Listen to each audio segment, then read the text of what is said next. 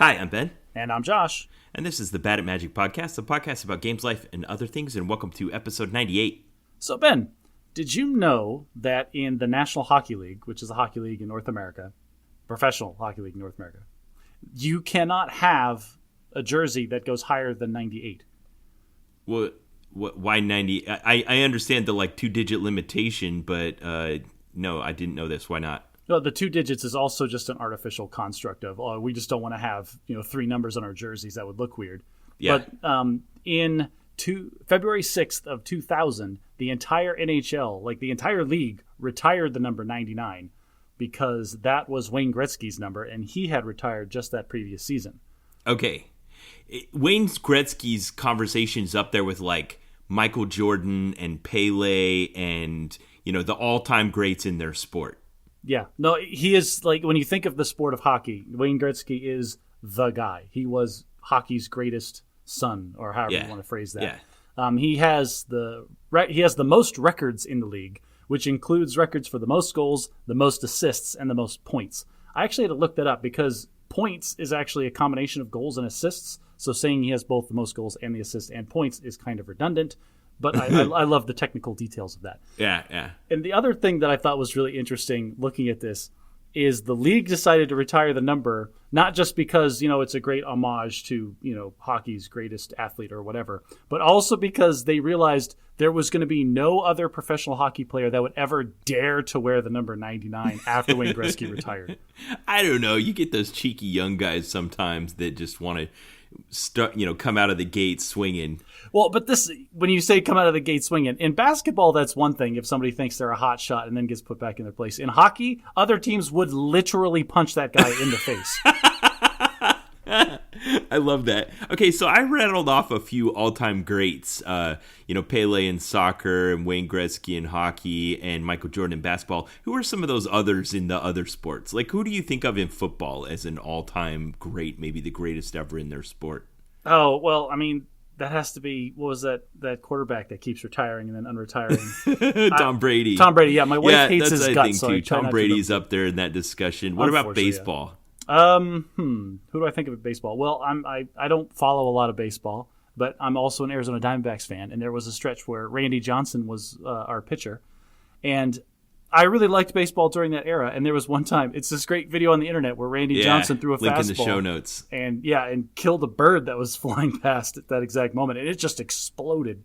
My daughter asked me, she's like, Dad, do birds ever get hit by balls in baseball games? And I said, have I got a video for you? Oh, let me show you a 10-second YouTube clip from the bowels of the internet. It's in high-def 480p and almost 30 frames per second. Yeah. Oh, Josh, that was great foreshadowing. We're going to talk all about what all of that means later on, as for our main segment, we talk about streaming services. But before we get into that, last time in episode 97, you and I talked about the etiquette of candy dishes, and I'm wondering if, because we talked about that last time, if now, due to the frequency illusion or the Bader-Meinhof phenomenon, you've seen any candy dishes since we recorded last. Right. This is the idea that I heard about candy dishes, and so I'm more frontal lobe aware of candy dishes, and therefore will be more cognizant or aware of when I see them out and about.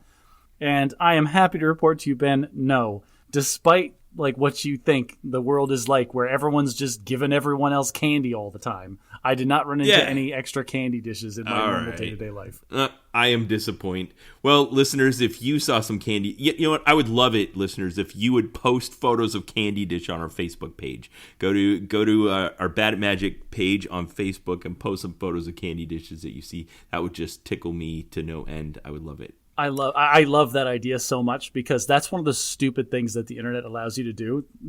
That would totally suck into people's why is this stupid feed nothing but candy dishes for the last 2 weeks? I'm going to start it. I'll put it out there, maybe on Reddit too. On the other end of the spectrum, you've just invited pictures of candy dishes being tagged on your Facebook from now until the end of time. Yeah, that and s'mores, which has already started, by the way. Excellent. I had a listener make a recommendation to me of a restaurant in Colorado that has purportedly the best s'mores in America. Oh, yeah? And I got to admit, I felt influenced by that. I'm like, ooh, next time I'm there, I'm going to need to go to that place. What is just a random one of those it mom was and pop shops? no, it was a it was like a trendy upscale restaurant in Boulder, Colorado. Oh, Boulder. Well, of course it's in Boulder. Yeah. All right, so and they like bring it out to your table and they give you a little blowtorch or no, they have a little like a Bunsen burner or something and you like roast it yourself at your table. Oh, awesome. So you actually get to cook the s'more to perfection. Right. So next time you're in Colorado, you're going to have to go out of your way to some random upscale hippy-dippy restaurant in Boulder, Colorado, just to have the best s'mores. You know, Josh, it's funny that you say it that way because it is kind of contrived, but I also like how this hobby that we've chosen has started to give me like things in my life I need to do, and I've enjoyed it. I've enjoyed some of the adventures that go on behalf of the podcast. I mean, that makes sense. It's nice to have like a vector. You show up to a new place and you're always asking like, oh, well, what's here to do? It's like, oh, I'll tell you a random fact that nobody else knows because I farmed it out to the internet to tell me. Yeah. You have here something about active vocabulary. I don't know what that's talking about. Okay, so are you aware of your active vocabulary? Are you aware that like there is a lexicon of words that you use throughout your normal conversations throughout your life? Yeah, just like in your short-term recall, you've got a list of words that is kind of this running cloud that maybe from time to time some leak out that you haven't used in a while and some new ones come in. But I don't know. How much is it? Do you know? I don't know how big it is. I would assume that depends on the person and how many words that you just are aware of. Yeah, I'd say it's probably somewhere in the neighborhood of like 2,000 to 4,000. I saw this great graphic. I'll put it in the show notes of like common rappers and who has the biggest vocabulary just from their rap songs. So just counting the unique words in their sons. Who is yes, exactly. the Busta most Rhymes verbose. Apparently has a very wide vocabulary. He's quite verbose. Okay, well, anyway. Sometimes I've noticed in myself that a word will creep into my active vocabulary without me like recognizing it, and then I overuse the crap out of it. Yes. And so I went back and I re-listened to our own podcast sometimes, and I cringed every time I said the word presumably in episode 98 because Ben, 97? This is 98. This is 98. Oh, whatever episode we recorded before. I went back and listened to episode 97, and every time I said presumably, I had a whole body shudder. And by the end of it, I thought to myself, you know, if you made this a drinking game where you took a drink every time I said presumably, you would die. What do you know what event precipitated you adding the word presumably to your active vocabulary? I don't know how it specifically crept in, but I do recall earlier in that week, I had used it a couple of times, you know, in the appropriate situation, but still, like it doesn't use different words. Like it just you using a big word in good context makes you sound like an educated person. Sure. Using the same word over and over, whether or not the situation is correct, just makes you sound pompous. There's this scene from the classic movie Clueless that came out back when I was in high school where Cher is teaching Ty some new words. She's like, our word of the day is sporadically. And then about a minute later, someone comes into the room and she has a conversation with her and then she uses it very conspicuously. Yeah. She's, I'll see you later. I hope not sporadically. And then they both share a look like, you did it. You used the new word. But this is a thing we do in a lingual society. You know, since we were kids and we were watching Sesame Street, there was a word of the day. Yeah. They would teach it and then they would use it in context. And of course we do that. Yeah, but listening to episode 97 again, like I wanted Inigo Montoya to come out at some point and be like, you keep on using this word. I do not think it means what you think it means. Yeah, exactly. Listeners, here's a challenge for you. If you go back and listen to 97 and you want to post a count of the word presumably for Josh, I want to know the final count of the number. That will delight Ben, and that will make me feel awful. Now, you went to a Major League Baseball game this week, so I think that's a good follow-up. Yes. So for some reason, the Major League Baseball has been featured on our podcast a handful of times the last 6 months or so. So we talked about in episode 93 where you were talking about it was during spring training and Major League Baseball was introducing some rules changes to kind of deal with the fact that scoring was down and game length was up, and it was above 3 hours for like the first time in the history of baseball, and they were trying to fix it. So they'd introduced 3 major rules changes. Right. The biggest one of those being the pitch clock. So pitchers have only 20 seconds between each pitch or else they punish the pitcher. Same thing for the batter. The batter has to be ready to go by 8 seconds or else it's automatic strike. The pitcher can only try to pick off runners twice during an at-bat. If they do it a third time, if they don't get them, the runner gets to advance. They stretched out they compressed? No, they made the bases bigger. That's what it was. Yeah, it made the bases bigger, and then they changed it so that the infield couldn't shift. Yes, which apparently was a big thing for left-handed hitters. Like, the defense would switch to where basically there was no second baseman. There was just 2 shortstops. Yeah. I guess that was the biggest thing, is they stopped it. It's like, no, the second baseman has to stay over there between second and first. You can't just put everybody over on the side where the ball is going to go. So mathematically, episode 93, 5 episodes ago, and since we publish every 2 weeks, that's like 4.5 months ago. And that's enough time that we're about a third of the way into the Major League Baseball season now. So you've gone to your first game now of the season since the rules changes? Yeah, since the rules changes, this is the first full game of baseball that I watched. And when I say watched, I'm going to put big air quotes in that because I took my kids with me. I'm not kidding you, Ben. There was, you know how baseball goes where it's like nothing, 8 runs, nothing, 4 runs. Okay, so the only time that my team, the Arizona Diamondbacks, scored any runs was both times I was standing outside the women's bathroom waiting for my daughter to come back out. And you hear the crowd roar. Yes. You're like, what's happening? I'm standing in a hallway and all I hear is crack, wah! And then the whole place starts shaking. I'm like, dang it, Jane, pee faster. Now, did you notice the impact of the rules changes? So it's not something that was in my face the way that I thought it was going to be. If I oh man, the pitch clock is going to change everything. Not really. Because the players adapted to the point where the game, all it did was speed up the flow. Like, the game still flows the way that you expect it to, and it was just flowing a little bit faster. Okay.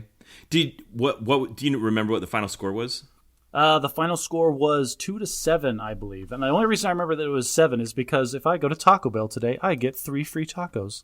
Oh, it's that kind of thing. Like, you have to show your ticket stub? Nope. I just have, if the Diamondbacks score more than 5 runs, if you go to Taco Bell between 4 and 6 and tell them, hey, I want 3 free tacos, you buy a large drink and you get 3 free tacos. Wow. Nice. Okay. All right. So I'm sending you a photo right now here in Skype. Oh, fun. I also went to a Major League ball game this week.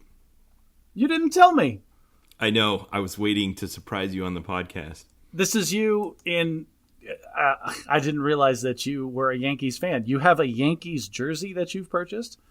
Is that in New York? Did you go to that stupid Con musical, Ben? Josh, I went to Con the musical.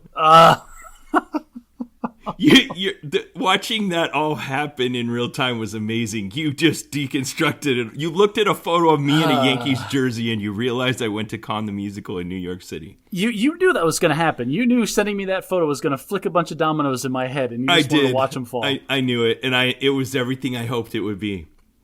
You jerk. There's not even anything in the notes. You have to tell me. I know. I kept it out of the notes on purpose. Ugh. Tell me everything about Con the Musical. Okay, hang on. We're going to get to Con the Musical. I want to talk about the Yankees game. Oh, okay. Oh, yes. We're still in baseball.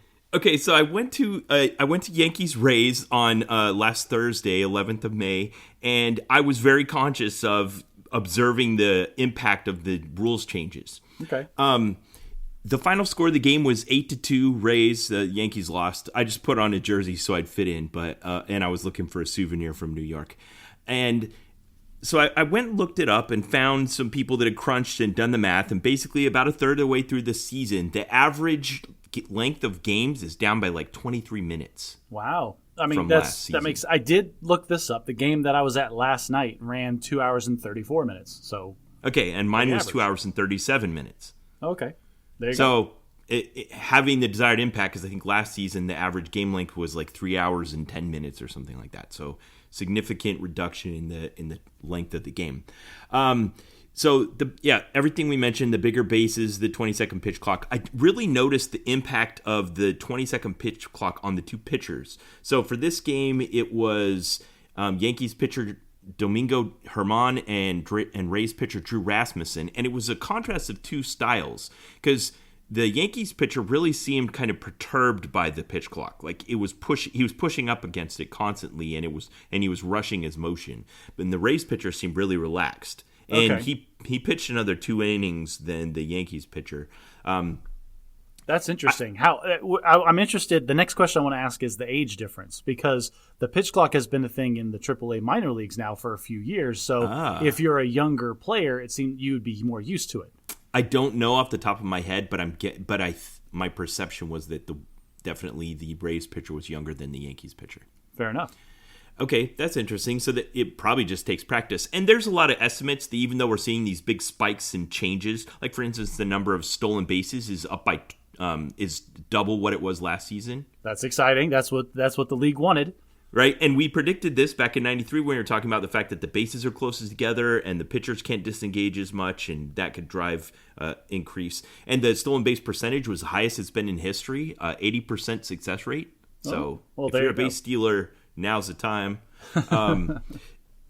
And the runs per game is up from 8.5 last season to 9.1 this season. My game, there was a total combined run of 10, so it was above average. It was exciting. I was glad. I felt like the game was just pushing along relentlessly, but not in a way that felt forced. It just had momentum. That's what it felt like. It's not like the game has changed in any significant way, but it felt like it was less waiting around. Like you said, it was just ongoing. It was constantly moving forward. There was no time to get up and go get snacks and not miss anything. There was no time to take your daughter to the bathroom and not miss a home run. Are you complaining about it? Because I thought it was great. Well, it was nice. It's just you didn't have any small kids with you, so you got to sit there and... Oh, all right, I will say this. This is the first time. In our stadium, they have all-you-can-eat seats in like 2 specific sections in the middle deck, way off in left field. And boy, howdy, Ben, let me tell you, this is the only seats that I'm ever going to go to again. Yeah? It was like an enclosed section back behind where the seats are. You have to show your ticket stubs just to get in there. And they just had like all those like chafing dishes full of pre-made hot dogs with condiments and stuff, and then big old bins of peanuts with scoops and bowls that you could take. But didn't you have bad seats? No, I don't think so. Okay, the foul pole was right in the way between my wife and whoever was standing on second base, but I don't know. It didn't bother me at all. We could still see everything that was going on.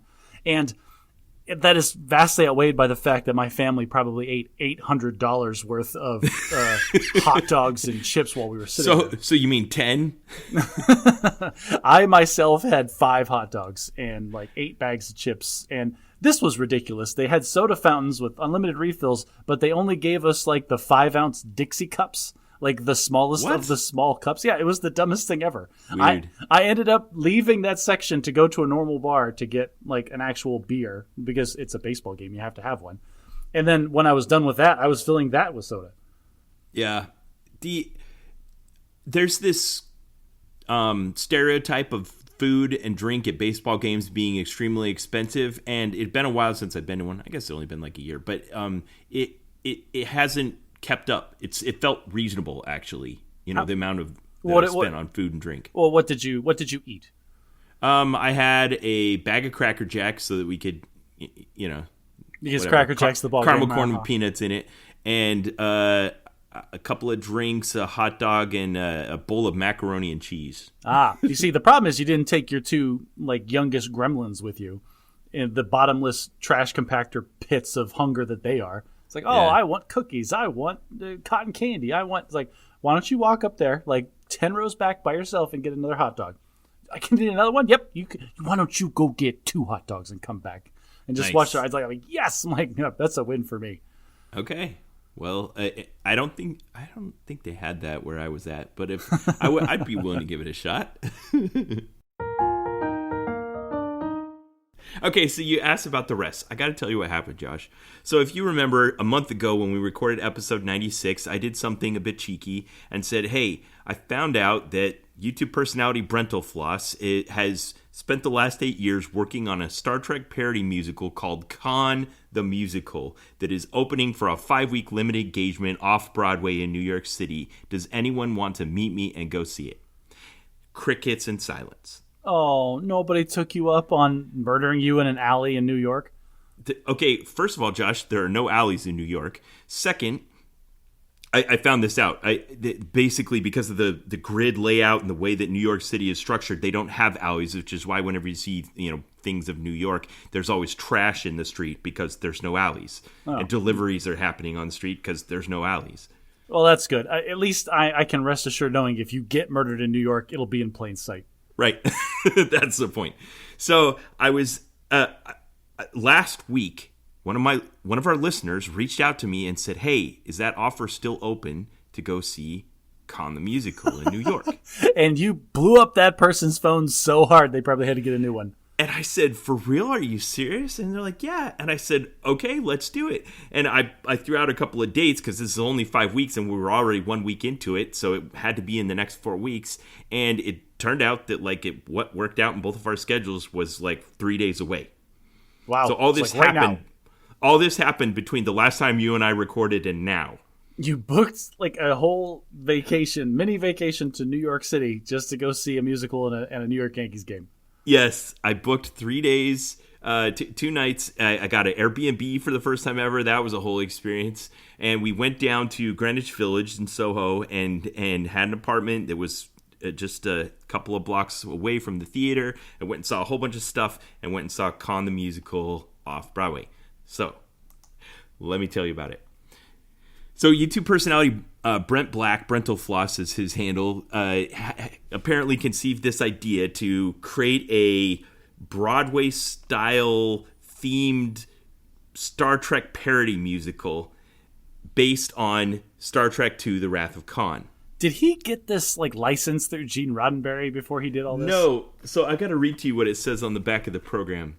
Con the Musical is a work of parody and is not presented in association with Paramount Global or any other current former Star Trek copyright holders. Ooh. Under Section 107 of the Copyright Act of 96, allowance is made for fair use for parody, blah, blah, blah. So I don't know, man. They're leaning real hard on that transformative clause. I know. It looks like they consulted a lawyer. I mean, it cites the section and stuff like that. So I mean, it's protected by federal law based on legal precedent and good faith. And yeah, but here's the thing: is that only applies if you're not detracting or taking money away from the original IP holder in your transformative product.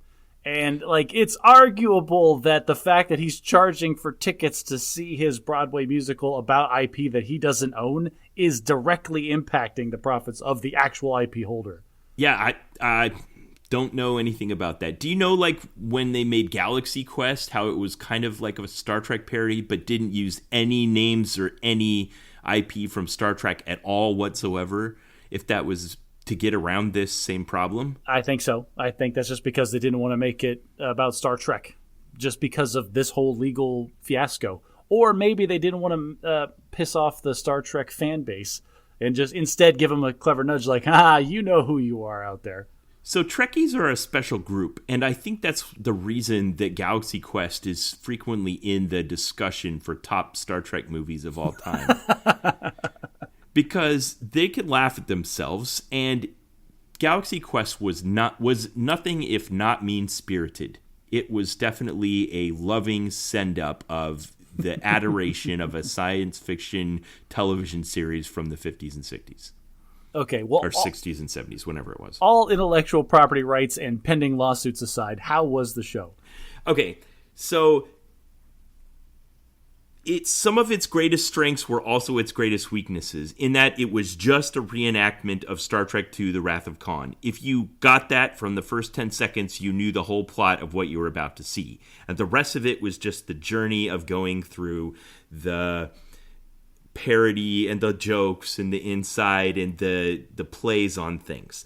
So it starts off by, you hear what sounds like the Star Trek computer with the exact sound effects and a spot-on version of the computer voice woman telling you to put away your communications devices and disable and stuff like that.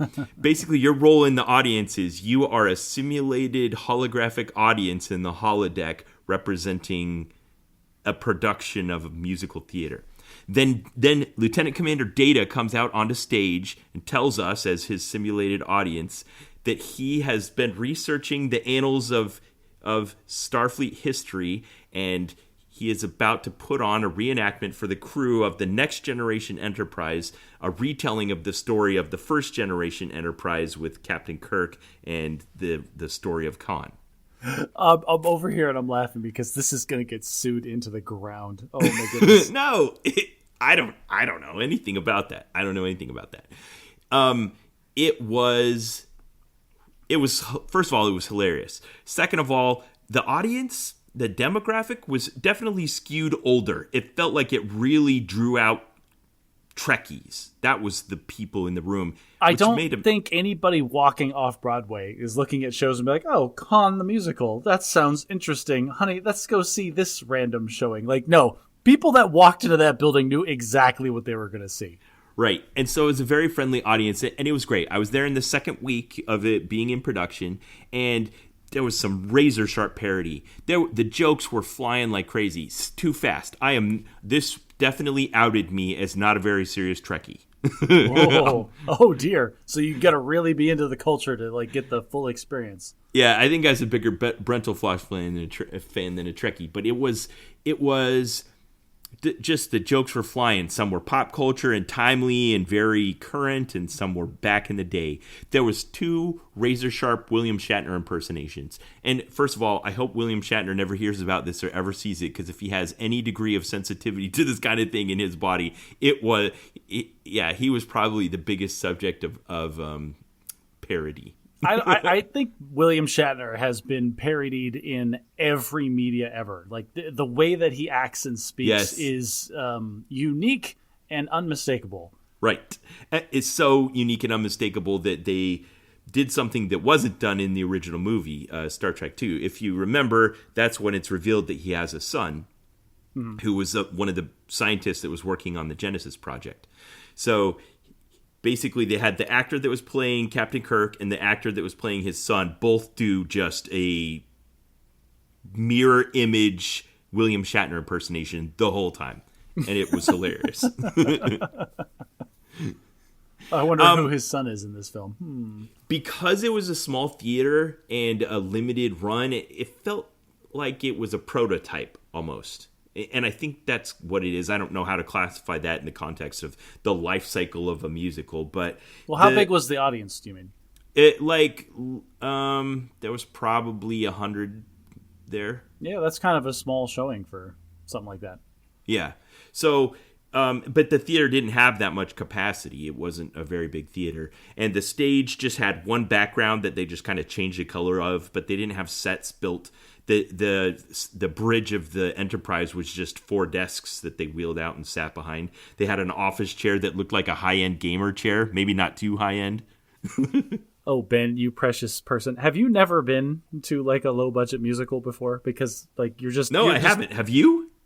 Am I outing myself as a musical theater fan? I've been to a high school musical before, but this was above that. Oh, okay. No, there's a musical theater in town that puts on a great... they do a dinner and a show. So like they'll have the show and they'll do intermission where they bring out like... Okay, you've talked about these before. They're that low end? They're not... I mean, it's not that they're that low end. It's just... You go to the show not for the stage or the scenery value. You're going to these shows for the acting and for the story. So it's all theater of the mind type stuff, man. Okay, it was definitely like that. And the acting was great. So there was only 8 actors, and a lot of them were doing double duty. Like the actor that was playing Uhura was also playing Kirk's ex-flame Carol. The guy that was playing Sulu was also playing Chekhov. The girl that was playing Bones McCoy was also playing Montgomery Scott. That's interesting. Normally you have your named actors and then like a handful of chorus actors that kind of swap in and out and you can't tell the difference. But that's weird to have named characters being played by multiple people. Were they ever in a scene together with themselves? You know what? I reflected on that because like how there had to have been times when like Scotty and Bones were there at the same time or Sulu and Chekhov were, but I can't. I guess they just deconflicted it that well, huh? Yeah. There were times where Data would be in the production where he would be an extra character that wasn't in the original. This was kind of a running theme where he would come out on stage and introduce the next act in very Data character, and he would go back and be in all melodramatic acting one of the characters. So he was standing in for what would traditionally be the chorus and like just keeping the audience up to speed on what's happening. Yeah, I think that's a good way to put it. The jokes were sharp. There were 19 songs, so many, in like a dozen different styles. So there was a little something for everything. There was 3 of the songs were in the dueling lead style, where they were kind of telling the story where 2 characters were talking at the same time. Okay. And if I had one more day in New York, I would have gone and seen it again and tried to focus on just one or the other of the characters during those songs. Yeah, you're that guy. It was good. It had a degree of self-awareness. I think they honored Star Trek for some of what it did historically as far as pioneering minority and women's rights, as far as, being the only television show that long ago that had like leads that were women or people of color or from, non-Caucasian ancestry. But they also kind of held it accountable for not doing enough. There was this scene, I think, where everyone ran off to the planet, and it was everyone except Uhura and Sulu. And they were sitting there like, so this is how it is, huh? I don't know how. I might need to retract that joke in post. Yeah. They decided it was good enough, and there were so many jokes. It was just throw everything against the wall and see what stuck. I don't know if it's reached its full potential yet, and I don't know what happens next. I hope that they can see some success. I feel like the well of Trekkie goodwill is very deep. I don't think any of those people are going to be the ones that are suing for intellectual property right violations. Well, no, Trekkie, by definition, it would be Paramount or the own IP. But how does Weird Al get away with it? Because it's transformative. Like it's completely different from the original thing. So they didn't use any of the music. Okay. Obviously, the costumes were what you recognized. Well, this is why I keep saying it's going to get sued on the ground, because like all this would have to be argued in the court of law, and that's why they have the disclaimer on the program. They're talking about like if it is an actual parody, if it's actually different than the thing that it was satirizing or parodying or whatever, then they'll get away with it no problem. It's not a question of whether or not they'll be able to prove their case in court. It's a question of how much money does Paramount want to throw at their lawyers to shut this thing down. I hope they don't. I hope they recognize it for what it is. It's. Well, they have a choice. Like if Paramount becomes aware of this and they decide that they want to take action, they have the two courses. There's the course that I'm talking about where it's like, thou shall not infringe on our IP. We are still using it. How dare you? And the other route where they're like, hey, let's put this on Broadway. Let's spice it up a little. Get some big names in here to sand down some of the rougher edges. We'll put it out on a Netflix release, and we'll make billions together. Yeah, I guess you're right. Somewhere in the middle there is the decision about whether or not it's going to be a problem and arguing about that. And it does just reenact the plot of Star Trek II, The Wrath of Khan. But it also felt very transformative, which is the heart of the law that they're citing is the reason for what they're doing. It was Star Trek II, The Wrath of Khan, but Khan was flamboyant, and the actor that played him was fantastic. Everyone was. It was really great. It was a good time on the show. I learned a few new things. Do you know what the difference between Broadway or off-Broadway is? Hint, it's not geographic.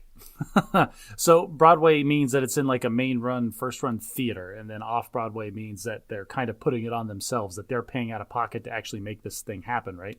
Kinda. I think that's the spirit of it, but there's actually apparently a distinction that's much more concrete than that, and it's simply the seating capacity of the theater. Oh. So because there wasn't 1,000 people allowed in at a time, it's off Broadway.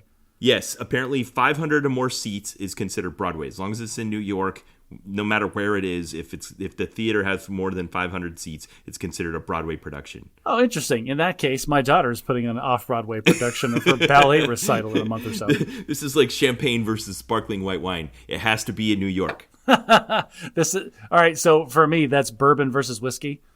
Bourbon is only from America. Like all bourbons are whiskeys, but not all whiskeys are bourbons. Right. Yes, that.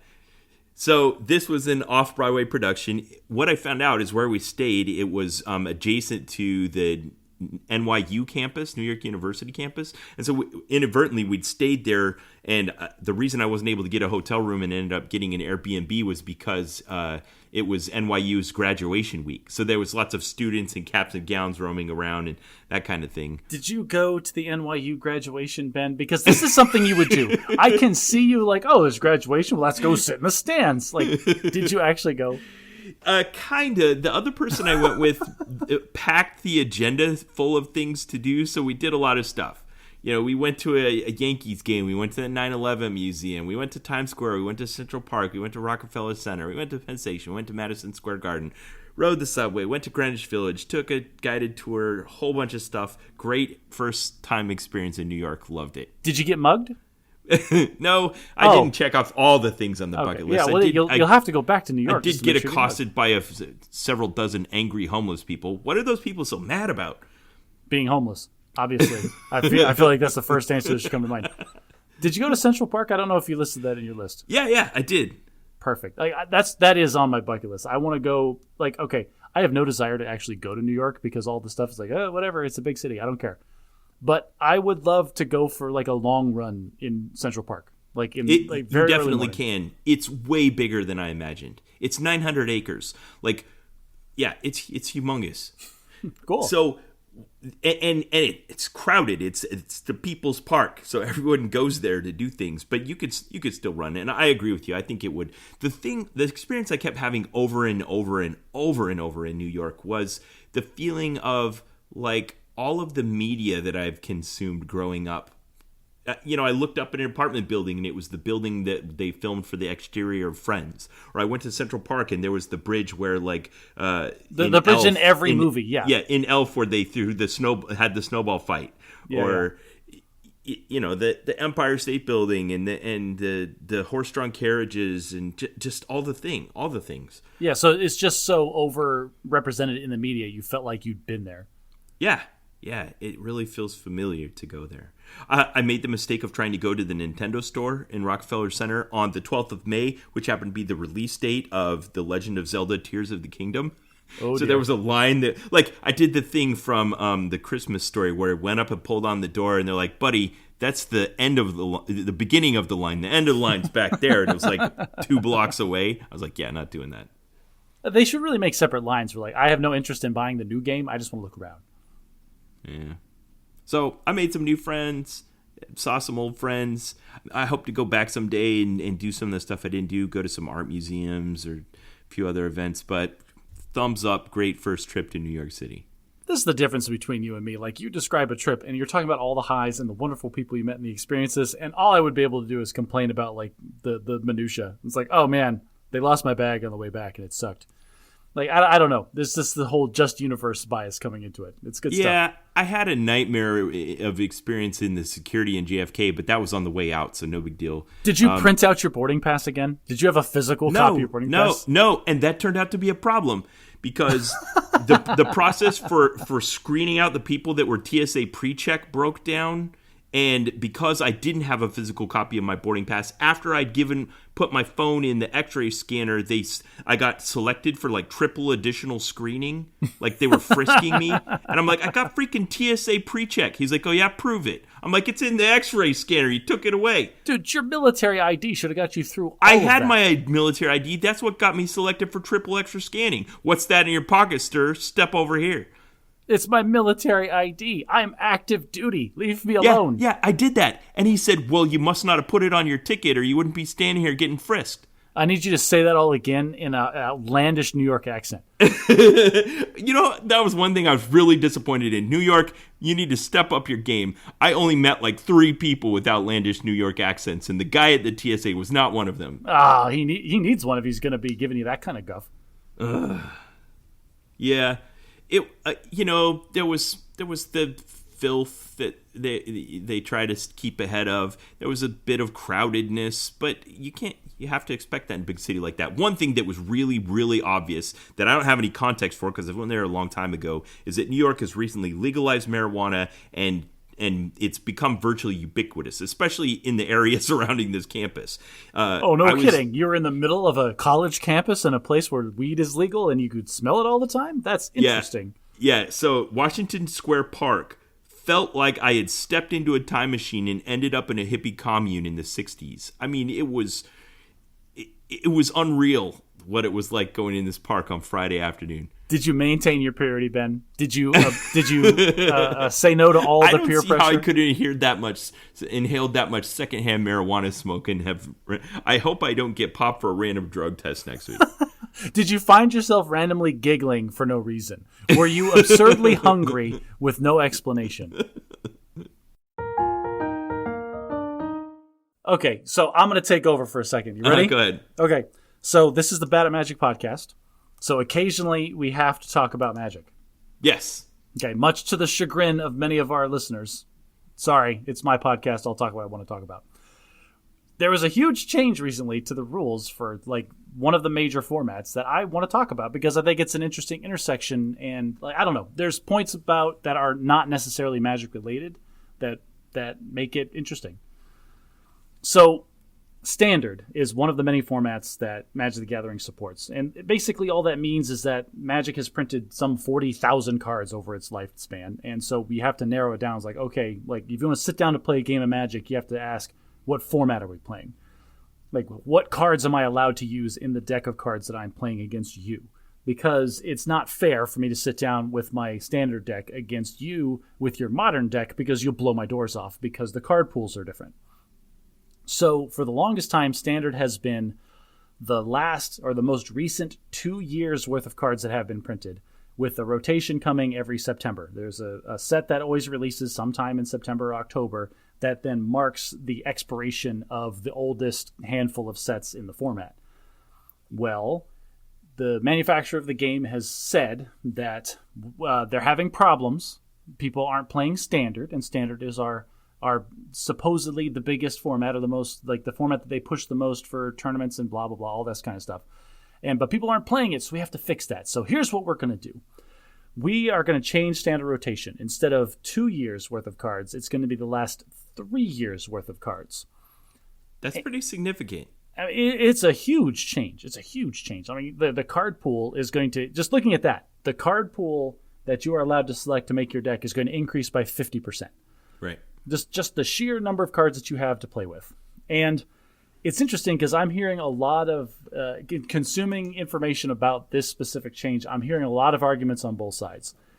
And one of the things that I got that was ubiquitous is Wizards did the wrong thing in that they asked the question, well, first of all, they've been pushing Commander for the last, 10 years, where they have specific Commander decks come out and they make cards for Well, they took Commander. a casual format and they adopted it and made it and owned it, made it mainstream. Well, and you've been hearing this for years. Like, while Standard is the format that Wizards wants you to play because it's the most profitable for them, and that's the one that they're constantly pushing, Commander is the format that everybody plays because it's an eternal format. There is no rotation. Whatever cards have been printed are legal in Commander all the time and forever.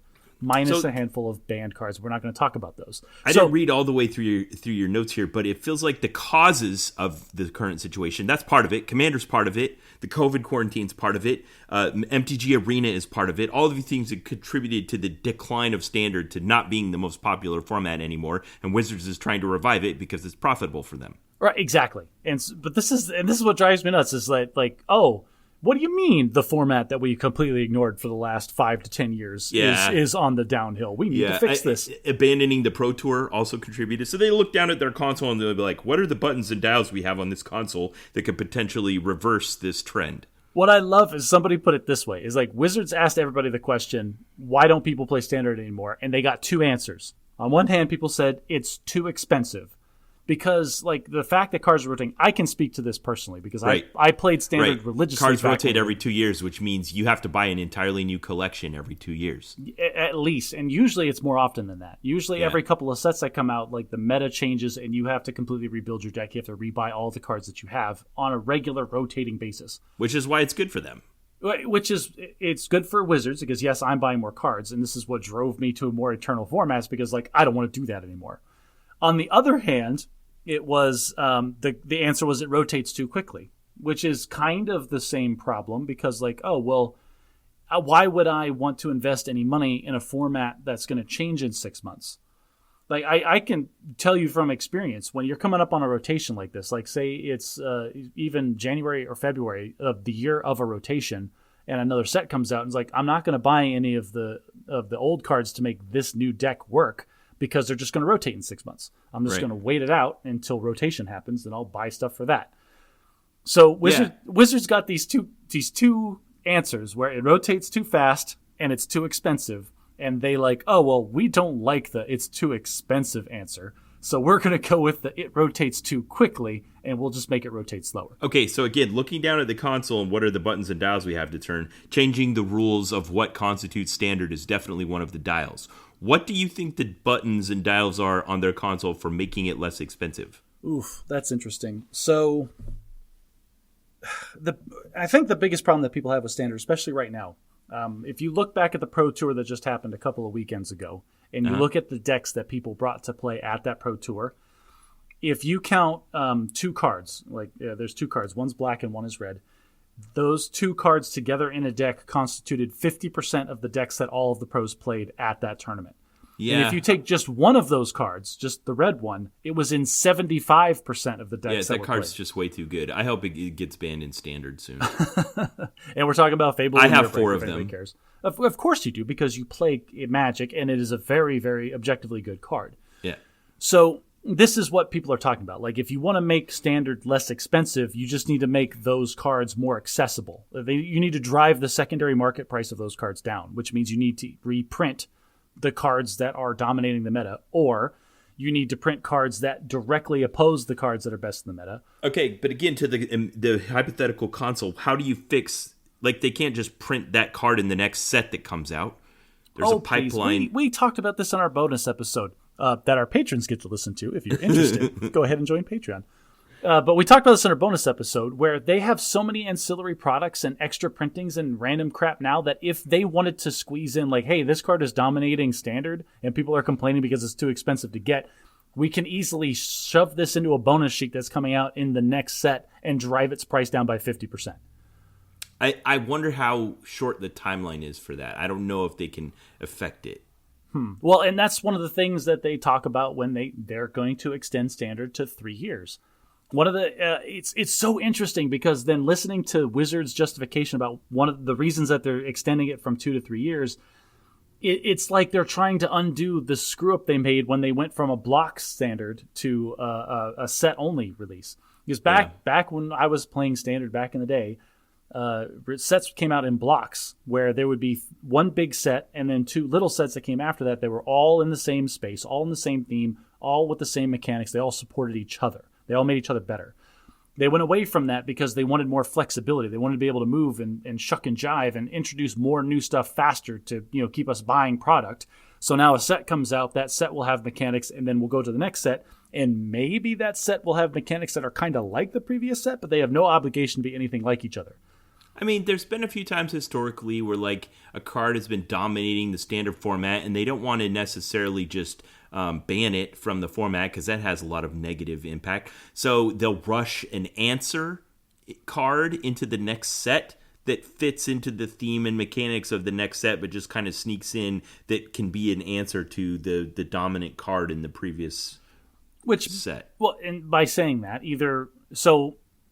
going back to what you said previously, what is the lead time for design for something like that in order to adjust that? So either one, that they knew that the card in the previous set was going to be a problem, and so they worked in a solution into the follow-on set in an effort to drive sales for both sets, or it's short enough that they can identify a problem in the previous set and put in a solution in the new set.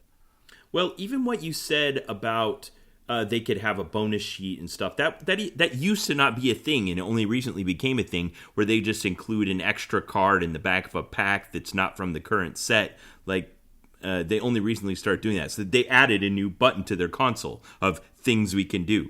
Yeah, let's just throw in extra random junk for no reason. Right. So anyway, there's arguments on both sides of this thing. On the plus side, like, I honestly feel like this is going to be a good thing. There's a lot of, like, the people that are detracting it. If you go on the internet and read about this, the people that are saying this is terrible, this is the worst decision they've ever made, are people that play Magic for a living. People that sit down at their computers that have to do the same games and play the same decks over and over and over again. And they're worried that these cards that are dominant now are going to continue to be dominant in this longer meta.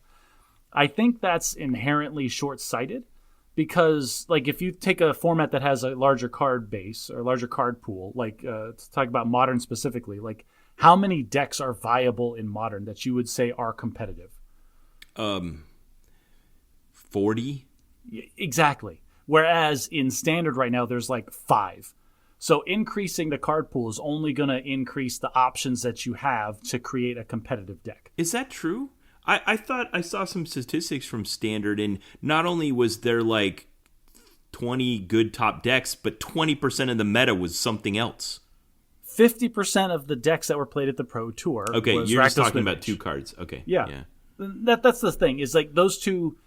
I don't want to get too deep into like specific talking. Sure. But right now, in the current card pool that exists, there is one clearly dominant strategy that is just better than everything that exists currently. Right. But increasing the amount of cards that people have to play with will only increase people's options, which will lead to more diversity. At least I think that's the case. Okay. The other downside is people are saying that if the reason that Wizards is doing this is to create a better standard environment, so people are more willing to play it and therefore more willing to invest their money, that means that Wizards is going to have a much more hands-on approach to making sure that standard stays cool, it stays fresh, it stays fun. And so if a dominant strategy like this emerges, what do? Because they've already done it. They've already pushed the extent the rotation. That's what I'm saying. The number of buttons on their console for that is very few. They got one. It's the ban button. And that's what everybody's worried. Well, that's what all these detractors are worried about. It's like they're just going to control the meta now through more aggressive bannings, which is going to make people not want to invest. Because what happens when they print Oko Thief of Crowns, which is so absurdly dominant? I spend $35 each on a playset, and then they ban it, and the value goes down to $7. Yeah, you spent, what is that, over $100 on 4 pieces of cardboard, and then they pushed one button, and your entire investment evaporated. Yeah. I still think you should carry those around with you and get them signed and like just treat them as if they're valuable cards anyway. All right. Well, I'm okay with this. I don't blame. I think that it was the perfect storm, and none of these decisions were made unilaterally. Like COVID quarantine and the change to the Pro Tour and all those things just happened, and now their most lucrative format has fallen into disrepair, and they're trying to jumpstart it. This is one thing they're doing. I'd like to see more emphasis on it. I think once the Pro Tour starts to gain steam and players again start to look at that as something they want to do, that the local scene of people building constructed standard decks should come back to life. I can't wait because I miss it at my local store. In reference to our Ikigai episode, I just have to say this just. I don't know why, Ben, but anytime stuff like this happens, I just love it. And you've listened to me talk about this one change that they made to the rules of a card game that is made for ages 13 and up. And man, I read articles, I listened to podcasts. Yeah, you knew way more about it than I did. I don't know why, but this just tripped a bunch of switches in my brain. It's like, oh, this is rules about a game that I like intersecting with business processes? Yes, please sign me up. I was surprised you were talking about all the voices and people on both sides. I'm like, dang, I barely was aware this happened. Well, I don't know. This is why I brought it up in the podcast, because, I don't know, I get to talk about whatever I want to talk about. Right. Okay, well, did you want to talk about bad at technology? Sure. Oh, the bad at technology, Ben. This actually ties into our main segment that we're going to talk about later. Okay. Streaming services. So for our visually consumed, our TV consumed streaming devices, we have a dedicated device that we plug into our TVs to get all of those apps, and they are Rokus. I don't know what you use, but the Roku, the ones that we have, they're actual external devices that you plug an HDMI cable into and run it to your TV. I've done the software on the TV before, and I don't like it. I used to use an Apple TV device, but I recently bought a new Samsung TV that has firmware that basically has apps for all of the major streaming services. I've used those built-in firmware apps before, and I was always dissatisfied with them. I feel like they just cheap out on the TV. Idealized. Yeah. And they're trying to force you into their own platform. That's the kind of thing. So I got the external devices because I feel like if nothing else, they're just snappier. They respond to what I want them to do faster. Okay. So these devices all come with dedicated remote controls, which is separate. It's just like a tiny little Raspberry Pi or something like that. Oh yeah, it's the size of a coaster, and it has just enough bigness to plug in. We're talking about vocabulary and lexicon. It's got enough bigness. It's just large enough to plug in an HDMI cable and a power cable into it. Yeah. But it comes with its own remote, and this is one thing that I love about these devices that I think every TV manufacturer needs to pay attention to. The remote control is RF. It's not IR. It's radio frequency, not infrared. I don't have to point the remote at the box to make it do the thing I want it to do. Now, that's not a new thing. No, that's I have an RF remote that I bought in 1996. And a lot of third-party universal remotes will be RF, but for some stupid reason, every remote that you get free with your TV is IR. Infrared. I'll tell you, part of the reason is just it's spectrum management. I don't care. Because the FCC doesn't care if I have an RF remote in my house. I know, but IR just is constrained to your room. RF makes noise everywhere. Okay. And then you got to come up with protocols and governance and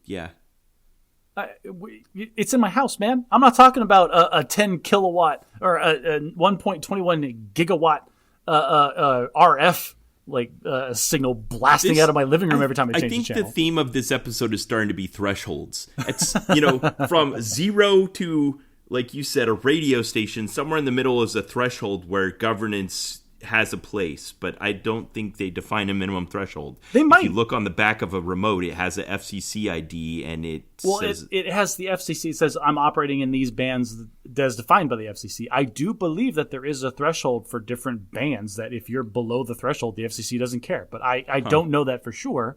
I'll have to look that up. Follow up for next episode. Yeah, okay. Anyway, so this remote is RF, and it's great. You don't have to point at the TV, and commonly, not anymore, but commonly, we would, our TV swivels, so we'd swing it out a little bit from the wall, and we could see it from the kitchen. If we were watching something particularly nice and dinner was ready, and we're like, oh, you want to keep watching the show? Sure. So we'd bring the little Roku remote with us, and we sit down at the table at our meal and continue watching our show. Until the Roku remote disappeared one day, Ben. Oh, no. So, yeah, what do you do? Well, it doesn't have buttons on it. So you can't, like it with the old, there was this technological transformation that happened when remotes were invented, where remotes were just like a redundant accessory until then buttons started to become less and less prominent to now where some TVs don't even have them and you can only interface with it through the remote. So I assume Roku's like that. Roku is like that because this little box with just enough bigness, I'm going to make fun of myself for that the rest of the episode, has no buttons to operate the Roku apps on the box. It all has to be done through the remote, okay? Okay, so without the remote, it's just a piece of junk. So my daughter, this escalated quickly because my daughter identified, where's the remote? I want to watch a show. And I was currently in that room playing a card game with my son. I'm like, I don't know, find it. And then she looks around for 5 minutes the way kids do, I can't find it anywhere. I'm like, I'm going to find it in 36 seconds, and then I'm going to punish you for being super lazy and not looking like you were supposed to. And then I searched for 5 minutes, and then I started getting concerned, okay, all the usual suspects have been covered. The remote, I'm going to my tier 2. Where could the remote be? You ever look for something and you think in your mind, okay, these are the places that I normally set this thing down. Let me check all those first. And when it's not there, you go to tier 2. Here are all the places, here are all the rooms that it's typically in. Yes, we had this exact thing happen with the remote control, and eventually we found it in the sink. Because, of course, why wouldn't it be in the sink? Ben, which is not on any of my tiered lists. Let me tell you right now, I had to create a new tiered list that I didn't think I needed. This tiered list included opening the freezer and checking all of the drawers in there.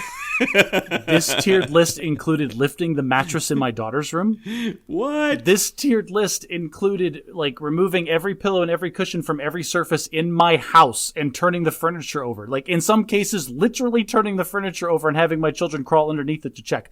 This escalated from, hey, the remote's lost, let's look for it, to I will not rest until we flip this house upside down and shake it hard enough for this remote to fall out of. My rule about lost things is that things get lost in untidiness. And the way to find something that's lost is to clean up. And it almost always works.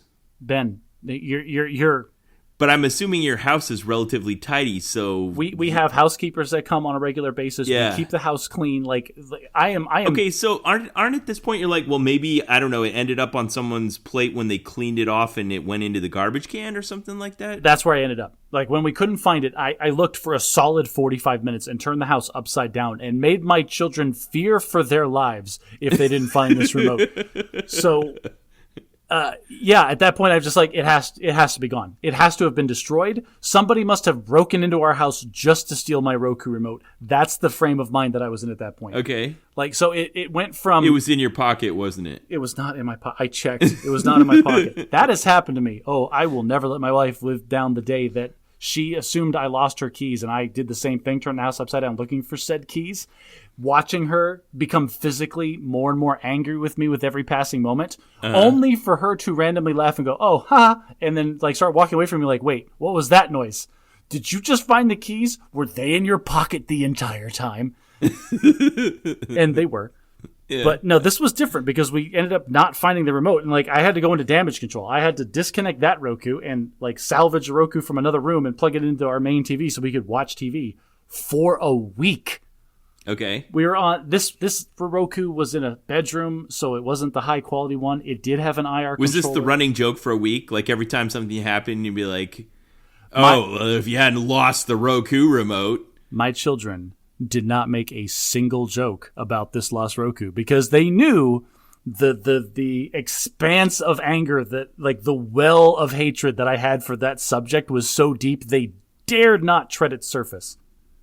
Okay, side note, when I had Apple TV as my appliance that served up streaming video to my TV, it had one beautiful feature that I loved that allowed you to use an Apple iPhone as an alternative to the remote that came with it. And those things are tiny and easy to lose, and we lost it frequently. But the fact that if I couldn't find it, I just used my phone was so convenient. Okay, so you're living 4 parallel universes ahead of me. Here's what happened. Like for a week, we used this suboptimal Roku, and finally, I broke down. I got on my phone and I started searching, and I'm like, okay, there's either a solution to this that's already known, or I can buy a replacement, or I can just replace the entire Roku, get a new one, get a new remote. Because in my mind, I don't know why, but in my mind, like the remote being gone was an unsolvable problem. Like it's just like, oh well, you're just screwed. So I go on the internet. I'm like, can I buy a replacement remote for my Roku? And they said, yes, absolutely. You just have to know which model you have. And then that brought me to a website about the different Roku models that existed. It was answering the question you're asking instead of the one you should have been asking. Well, here's the thing. I went to the website that was going to explain to me which model of Roku that I had so I can get a replacement remote control. And then on that website it said, oh, and if you lost the remote, press the lost remote button on the side of the device. No. Oh my gosh, this is great. Okay, so you didn't know this button existed? I did not know this was a thing. I didn't know there was any buttons on the outside of my Roku. If all else fails, read the directions. Okay, so where did you put the old one? Oh my gosh, you can't tell me this fast enough. Where did you put the old one? You go and plug it in and push the button and it made a beaconing sound? Yes, so I go to the old Roku device, which was still sitting on the entertainment console. So it needed its power. I plug it back in because I hadn't even unplugged the power supply. It was such a triage job. So all the cables, everything were still there. So I just plug it back in and I look, and lo and behold, right here is this tiny little lost remote button. This lost remote button that's like flush with the casing because it's supposed to be there for a last resort. Because, yes, I love this about communication systems. If you make a system that their only way to operate this thing is to have the remote, then you should add an extra feature to find the remote when it's lost. So I push this button. I push the button and I hold it down for a second. And then, lo and behold, somewhere in the room that I am standing in, that you've searched over and over and over for a week. That you have no idea how hard I searched this room. This random whistling, like very pleasant little whistling tune starts emitting like once every second. Just like a little beacon, like come find me. Like you're playing Marco Polo with the world's most annoying child. Okay. And it was... I don't even know how to explain this. So I took the cushion, like it was clearly coming from the couch. Clearly. It's got to be in this blanket. And I took the blanket and I shook it out. No, it's still in the couch. Took all the cushions off the couch. Wait, who all was there? Was your whole family there for this? No. My kids were asleep. My wife was awake. It was just you and your wife. Me and my wife. And like, how is the couch still making noise? It has no pillows, no cushions, no nothing. Like, how is it still whistling from inside the couch? So Ben, the bottom of my couch it's got springs in it because it's a couch, right? What I didn't realize is that if you push down on the bottom of the couch with the cushions off of it, there is a void between the back of where the springs are of the couch and underneath the back cushions. Yes. So there's this like, it's almost like a tube of lost things that exists inside of my couch. But if you're not compressing it, then the tube is closed. That's the thing. If you take the cushions off the couch, it looks seamless. But if you take the cushions off and then press down, you have this well of... It was lost remotes. It was nightmarish in there, Ben. The things that we found in there will haunt me. Like it just, I don't. When, like, honestly, one of the words I said was, "When's the last time we even bought cheese puffs?" But lo and behold, down in there, between like 3 cat toys and a wad of human hair, was our lost little remote, making his pleasant whistling noise, just happy as can be, and we're back to full operating capacity. Okay, that was a great story. First of all, I can't believe it took you a week to read the instructions. Second of all, does Roku have an app that you can install on your phone that operates in lieu of the remote? Yes, it does, and I'm not going to do it. I'm not installing this app because I have remote control. All right, my daughter did carry the remote out of the room to the kitchen table in ways that we have done in the past. Of course, you're like, don't you? I looked her in the eye, and like the lights dimmed as I imparted my seriousness. You will never remove this remote control from that room ever again. And then she looked at me with all the seriousness an 8-year-old can summon and says, yes. And then went back and put it where it goes. We're so close, Josh. We're so close to just like full AI voice where we don't need that kind of thing anymore. We don't need a little token of operating a device. Yeah, I agree. I already do this with all of my music. All of my music is voice activated from the various Google whatever in my house. Yeah. All right. Well, let's get to that in just a second. I want to give a plug, though, because what I'm reading right now is Generation Kill by Evan Wright. It's a good book, and it moves along at a good clip. It's a journalist who was embedded with a Marine recon platoon as they were headed into Baghdad in the Second Iraq War during the Bush administration. It's kind of harrowing. It's definitely gruesome and a bit. I've had to kind of digest it in chunks. Sometimes I'll stop reading it when I normally wouldn't have stopped reading another book, just because it's kind of hard to consume. This is why I recommended the HBO version of this. Just not necessarily because like the author does an excellent job of describing everything that's happening to them and to their platoon while they're going through Iraq. But there's something about seeing it in live action that gives you so much more context and allows you to fill in a lot more of these details. I get that. I mean, especially keeping the characters straight. Like, I kind of have this vague picture in my mind of who the different characters are, but if they were actors and I could see their face, it would definitely help me keep it better organized in my brain. I'm also listening to... I finished the First Law trilogy by Joe Abercrombie, which...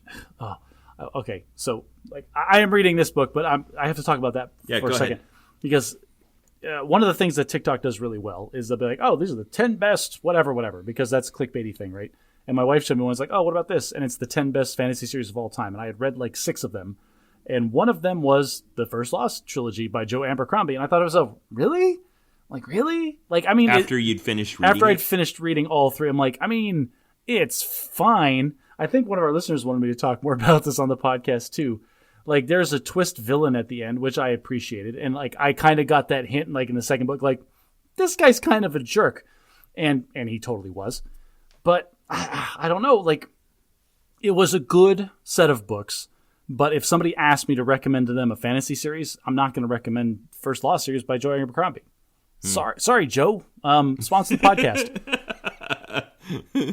But I am also now, because I finally finished that trilogy, I'm listening to Generation Kill, because we're going to talk about that on a future episode. So you'd watched the HBO series, but you hadn't read the book. So here's the thing: is I have watched the HBO series, like to the point where I bought it on DVD as a gift for my father. Like I think it's that good, and it does help me a lot. Like what you're talking about, keeping the character straight, having the visual, like figuring out like exactly what's going on, like just.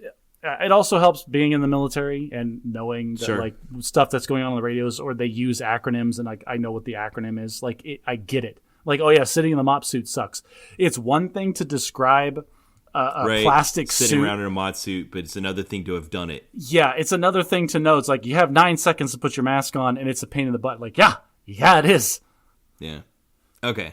All right. Well, I think we'll review that one for our feature next time in episode 99. So, audience, if you'd like to read that one along with us, you're welcome to. I will say again, just caution you. I can't imagine more explicit content. I'll also say this: like reading the book and then having watched the series does an excellent job of keeping the character straight, keeping the sequences in order, and actually saying a lot of the same phrases that are coming out of this book. So. This is one of the few times where I think watching the show on HBO is going to be a valid substitute for having read the book. Okay. Yeah, I agree with that. Just like you said, as I'm sitting here trying to imagine this and I might be doing something else, the fact that they took the time to assign an actor to this and have to set it all up in physical space means that they had to think through the logic of it, and they do some of the thinking for you. Yeah, it's great. And if you don't have a military background, try again. Like, there's so many little things, like sitting in the back of a Humvee. Those Humvees are enormous. How can it be cramped? It is cramped when you fill it with all the crap that you're having to haul around. Oh yeah, even when you just have your body armor and your helmet on, like you can barely get through the door. Yeah, but it's impossible to explain that to a civilian that sees it as SUV that size. Like, oh, it must have a freaking queen size bed in the back. Yeah, and they even brought something with them. They're like, we need a thing. They're like, sorry, it's under the back seats. There's no way we're getting to that. So for our main segment today, we're going to talk about streaming services. You brought this up. What got it on your mind? A lot of things get on my mind. I think it was just like the other day when I was going through again. Oh, your family has this rotation. Yeah, I'm constantly trying to sneak Arcane back into my life because I want to watch that series again. And I want to share it with everybody that's important to me. And my wife. It's an anime series on Netflix? It's an animated series on Netflix, and it's fantastic, and it's so good, and it's such great storytelling, and my wife is so against watching it. It makes me sad. But I'm going to watch it again myself, but that means I need to get back on Netflix. I'm not on Netflix. I'll watch it with you, Josh. Oh, thanks, man. Well, we rotate through streaming services, and that got me thinking about all the different streaming services that I'm currently paying for. Okay. Great. So here's the structure I want to take for this discussion. So let's talk about what consuming media was like before, in the way back, what it was like at first when streaming came on the scene, what it's like now, and then we'll do a bit of prognosticating and say what we think the future is going to be like. Cool. I like that. I like that very much. Okay, so when television was invented, I guess up to that point... we're going way back. Okay. Yeah, if you had recorded media, it was music. It was only music, because it was less bandwidth, and they hadn't even invented a way to record video. No, hang on a second. If we're going to go way back, let's go way back. Let's talk about broadcast radios. Let's talk about fireside chats with the President of the United States. Let's talk about Little Orphan Annie and Ovaltine commercials built in. Exactly. So what we didn't know we were doing at the time is we're basically relaying information in near real time because there wasn't any way to archive it and replay it in a way that was reliable with the technologies of that day. So the only way to experience something that someone was saying was to basically conduct a little analog delay where it's going into a microphone, turning into electric signal, becoming a radio signal broadcast over the waves that you pick up on your radio and listen to in your home. If you're within... Sorry, I have so many fun facts about like old-timey radio. Like, for example, if you ever listen to radio in your car and they stop to tell you the time and the temperature, that is required by the FCC. Did you know that? They have to say the station that you're listening to with the letters, which they always do. They have to say what time it is, and they have to say what the temperature is, and that's a recurring requirement by the FCC. Yeah, and it's interesting that you point that out because there are these little things from our past that kind of intrude into our modern things that become relics.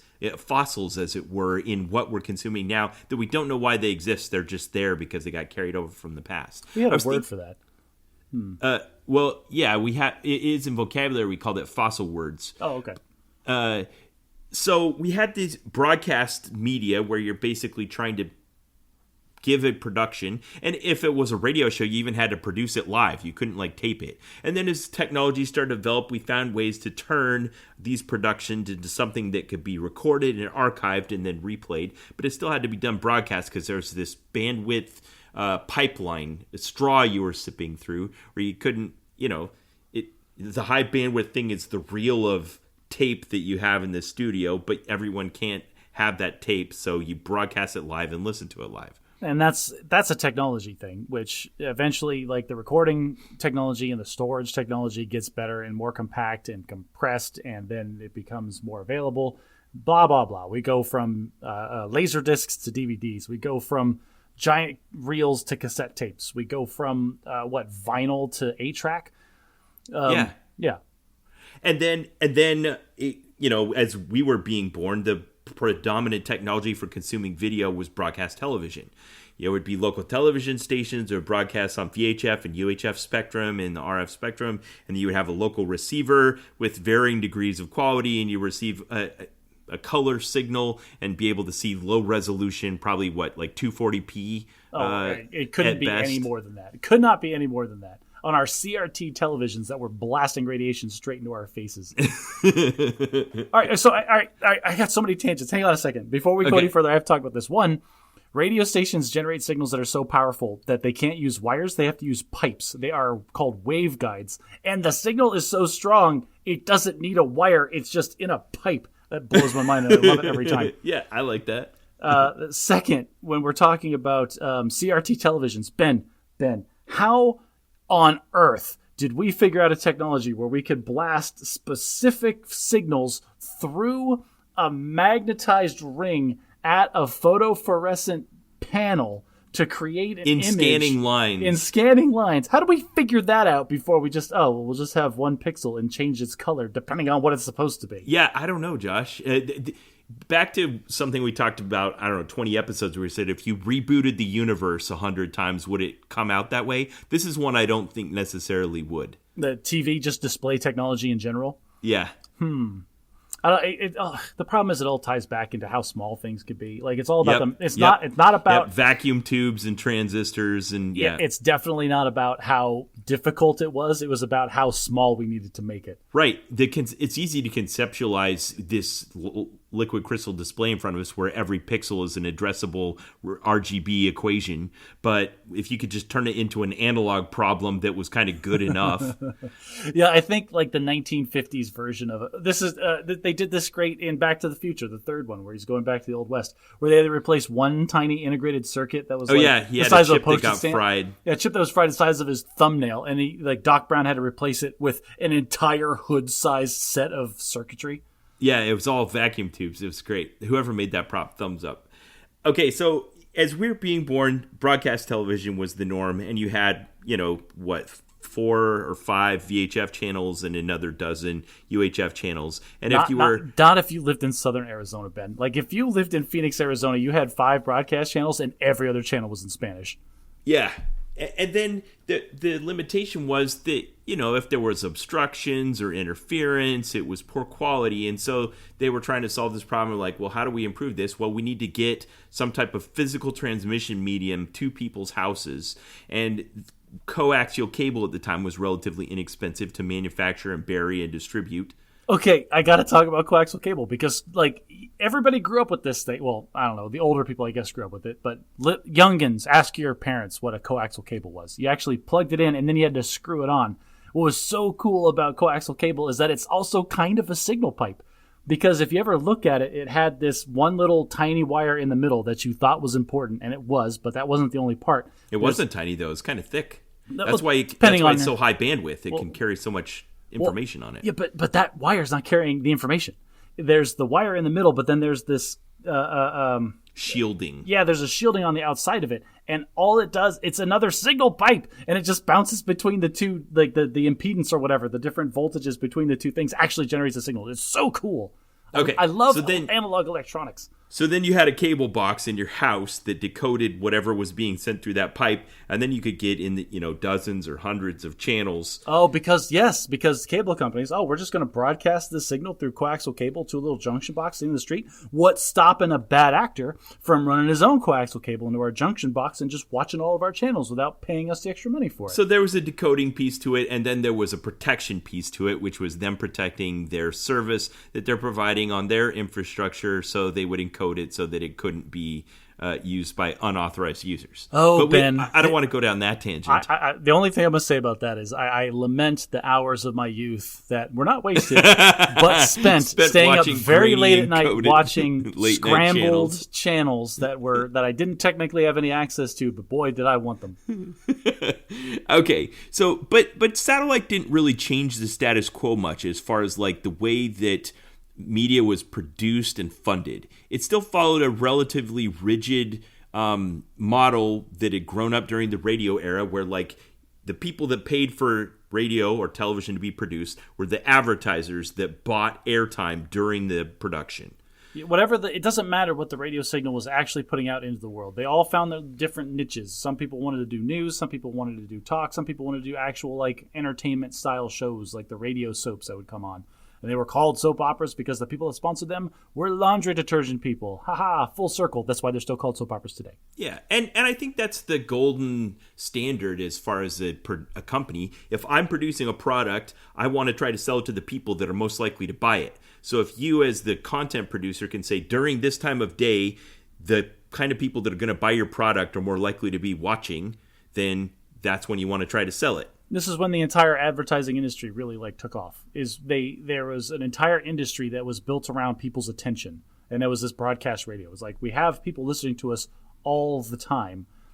Do you want to buy some of that attention span from these people? That's essentially what the radio people were selling to the various companies. And they're like, well, who are they? We're like, well, if it's on weekdays between the hours of 9 a.m. and 4 p.m., it's likely housewives that are still at home. That's got to be abstracted. Like, you're hindsighting the crap out of that, because I am sure there was a guy who made his entire career off of that kind of demographic analysis. There was somebody that was the first to realize, you know what? It's probably not a good idea to advertise products exclusively to men on this channel at this time. It's probably better at other times, and then create an entire industry in of itself.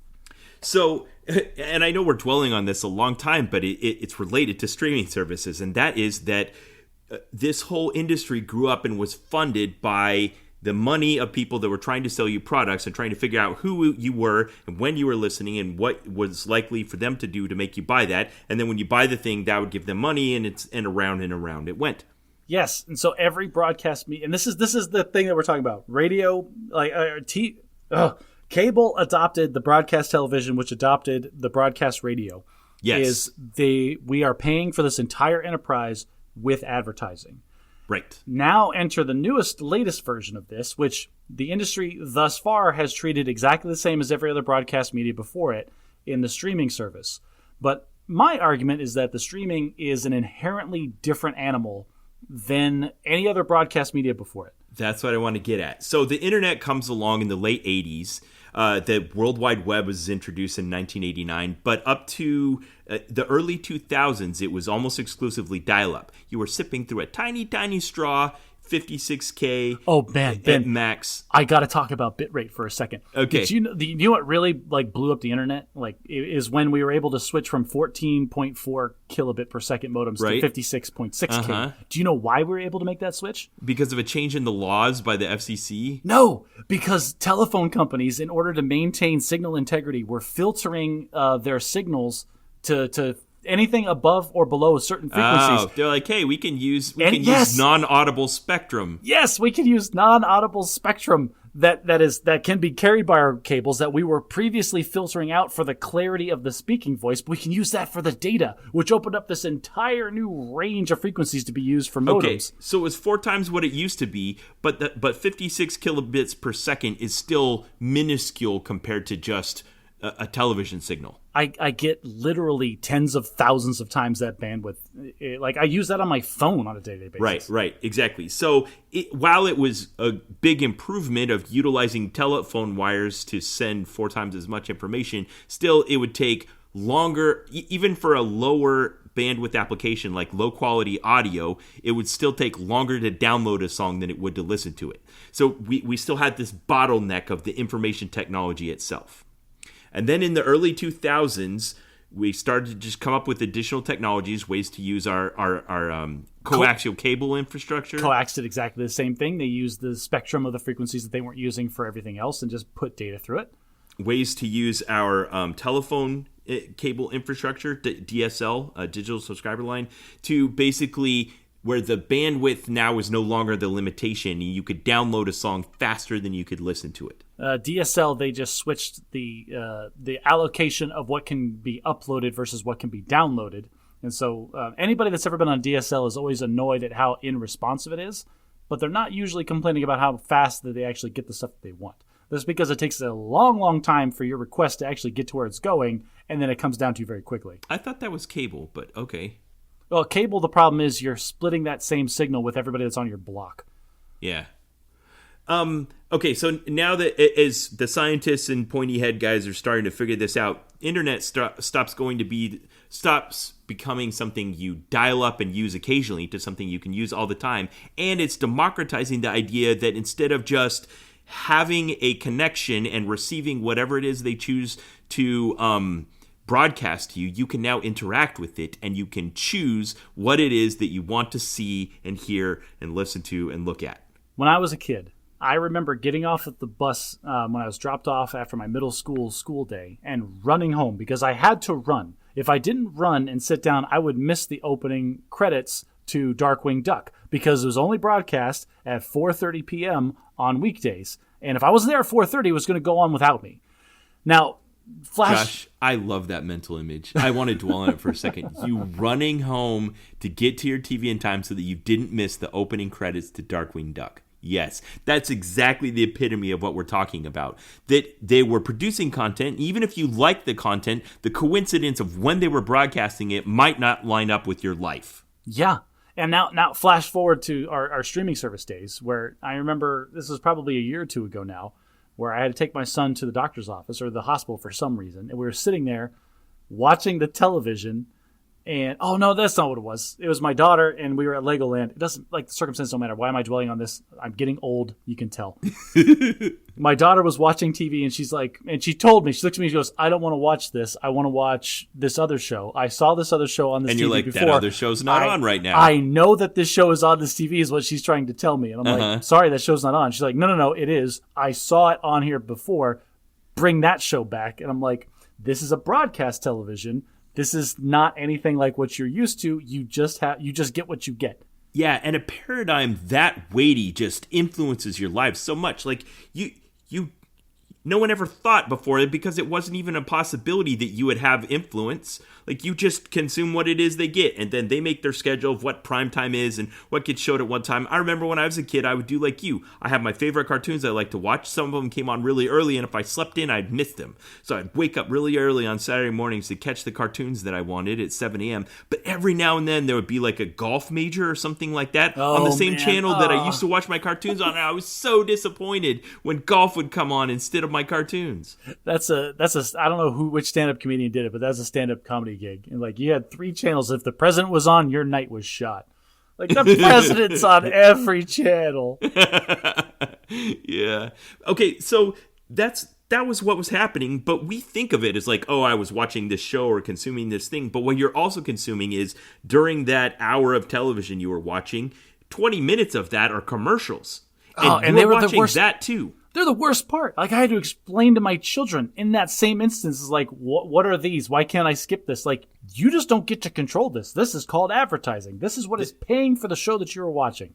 Your attention is what's paying for this to exist. Yes. And you know what? As a parent, like as a kid, I didn't mind commercials. They weren't that big a deal. As a parent, I loathe commercials because when my kid comes up and he's like, oh, I saw this cool thing. I'm like, stop right there. You've lost. You've just lost the advertising like campaign to some advertiser. So, like you said, the amount of bandwidth that we had back in the late 90s, it was 1/10,000th of what we have today. Right. And there was this math equation that had to happen of developing the protocols and the miniaturization of microprocessors and the distribution of infrastructure and all of these things that have just been happening. In the year 2000, the proliferation of broadband was 1% of the U.S. population.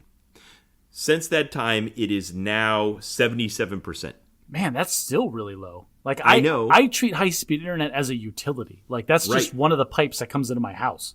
When I taught computers back in 2004 to middle schoolers, I couldn't make the assumption that kids would have access to a computer or a keyboard, and now schools can. Flash forward to the COVID pandemic, where every school in America just assumed every kid would have a laptop and be able to log in via Zoom. Not just a laptop, but yeah, exactly, broadband access where they could look at streaming video. Yep. Okay, so back in the year 2000, 52% of U.S. adults used the internet. Now it's 93%. And most of that change was in the older demographic. Young people use it at a rate of 99%. But in the year 2000, it was like 14%. And now it's 75% of people over 65. I'm going to go on a limb and say the 1% of young children that don't use the internet are being abused by their parents. Like that's the only explanation. Well, I look at this in a positive way in that you can teach an old dog new tricks. Like we say older people don't change, but 50% of the population over age 65 has adopted the internet over the last. Why is it the generation that told us don't trust strangers and don't trust the things that you read in the newspaper is the same generation that's falling victim to all of the phishing scams that exist on the internet? Oh, those keep it. We'll do a separate episode on phishing scams. Okay, so as all of that technological and infrastructure and cultural changes starting to happen, there starts to be a transformation in the way that we consume media. And these kinds of things, like an entire paradigm for funding the existence of media, does not change easily. No, and we're still kind of stuck with that. And we still feel these ramifications where... Like, just an example, Hulu still has 2-tiered service. They have a service where you can watch all of the shows on demand, whatever you want, but you've got to watch the commercials. You can't skip them. Or you can opt to pay the extra, the premium subscription service, and now you don't have to watch the commercials anymore. You say that with a tinge of ironic cynicism to your voice, but I don't look at it that way. I think of it as I now have the option to choose to trade some of my money for some of my attention, and I like that option. Well, that's the paradigm that we need to start talking about now. Is that we have with the on-demand services, it's not broadcast anymore. Now I'm in control of what I'm consuming at whatever time. So on the one hand, from the advertising perspective, they have direct 100% control of what they're feeding me as far as advertising revenue goes. Because since it's on demand, like my commercials that I'm going to see on my non-extra Hulu service are going to be different than the commercials that my next door neighbor might see, depending on all of the information that they've harvested about him. Which means it can be like a scalpel, like a precision guided munition. Whereas before they were just kind of using dumb bombs and scattering them on their audience and hoping they had a few hits. Now they can target you like a laser guided bomb. Ben, I'll tell you right now, my wife and I have been consuming some really trashy media lately because I don't know, it's a couple of shows and we like them and we're getting into it. We shouldn't. It's like a guilty pleasure kind of thing, right? Sure. But these are the kind of shows that are our streaming service. It's considered on demand, so we have to watch the commercials. Uh-huh. Just today, she started watching one of the shows that these targeted ads were recommending to her, and she's already in love with it. So it's working. The scalpel made the incision correctly. Okay, so it's hard to change off of that paradigm, though. We had it would shape the shows themselves. I think I watched something about The Simpsons and about how they had to get it down to like the second, the timing of the episode. So everything the writers did as far as the animation, the dialogue, everything had to fit in like this exactly 22-minute window. No, like 5 seconds more or less. And so the paradigm of how it got paid for shaped what it looked like when it was produced for us. Man, now compare that to The Mandalorian, which has episode lengths ranging anywhere from 40 to 50 minutes. Exactly. Now the story is what's shaping the content instead of the pay mechanism. All right. So that I'm a cynical person, but that statement gave me warm fuzzies. I like that. The storytelling should always drive the medium. But it couldn't. It just couldn't. It couldn't before, but it does now. We're coming into a new age. Now, instead of having it being broadcast to us with ads put in that we're hoping that they would target us based on what it was the content was and what time of day it was being broadcast. Like you and I have talked about this before, but sometimes I'll be staying up late at night and I flip on a TV and I'll really be into a show and then they'll give me like a erectile dysfunction ad or like and I'm like, well, the only people that are up this late watching this trashy TV are people that can't get it up in bed. Clearly, obviously. Yeah, and that just feels like poor ad targeting. Okay, so now that bandwidth and computing power has reached the point where you can now, and interaction, we've invented the internet where now I can say, this is the thing I want to see, go get it and show it to me. Ooh, there's a level deeper to this because Netflix had a handful of kids shows where the kids got to pick. Like there was points in the episode. Yes, you didn't see about these? No. They're really dumb. And they did one movie like that. Well, they did a couple of shows on Netflix where, like, the episode, you can choose, like, the paths that the characters take. I used to read books like that when I was a kid. Well, and that's the thing about those books is you realize very, very quickly that they're just a bunch of branching paths that end up in the same endpoint. They have to. Yeah. If you let every path branch, the book would be like the Library of Congress. Well, but this is the thing is it's just interesting to see that this technology is allowing that kind of feedback in real time. And like my kids are sitting there watching a show and they decide what the main character is going to do. Like that's an interesting obviously they're leaning on like choose your own adventure books, which are bad, but just the fact that they're experimenting with the fact that they can interact with the audience in real time is encouraging, because who knows where that could lead. Yeah, and that's an actual telling of the story, but just changing the paradigm from like, well, we'll figure out what we think is good and we'll show it to you when we think you want to watch it and you got to fit into our schedule, and then we'll try to give you ads that we think match up with who you are to try to sell you things. That's the way it's going to be. And then when we start inventing this new medium where now we have some say in the matter, it doesn't have to be linear. It can be on our schedule. It can be what we want. Now they're like, all right, well, how do we take that old assumption about how we pay for this and apply it to this new medium? Yes, because like I mentioned earlier, you can pay extra to avoid all the ads. So what does that do for the company's advertising revenue? What does that do for the advertisers that are with that company? Like, I'm so curious what that conversation is like. Like, are these streaming services obligated to like force a certain amount of their population into the premium version in order to maintain their advertising revenue? Like, how does that work? So I'm going to take a tangent on this that I think answers your question, because this happened to me this week. So since I was in New York yesterday, and I listened to a couple of my podcasts while I was in New York, these are downloadable podcasts. Like I listened to the Freakonomics podcast, and it downloads it to my podcast player. And this morning I was listening to it after I'd come back from New York, but it must have downloaded it while I was in New York, so it gave me ads for New York while I was back in Louisiana. Oh, it geotagged you as being in New York, so you got New York stuff.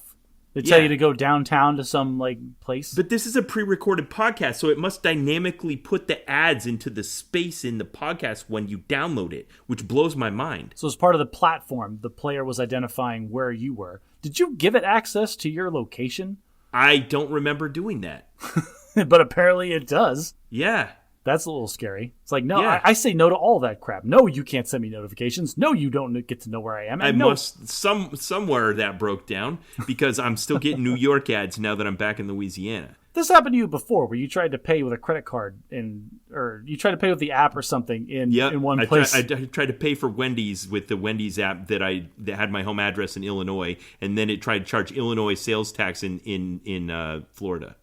Okay, well, let's add this to the list of unwanted repercussions of our new digital age. Mishaps. We are not allowed, apparently, to leave our local area whenever we're doing stuff, or else everything gets thrown into a tizzy.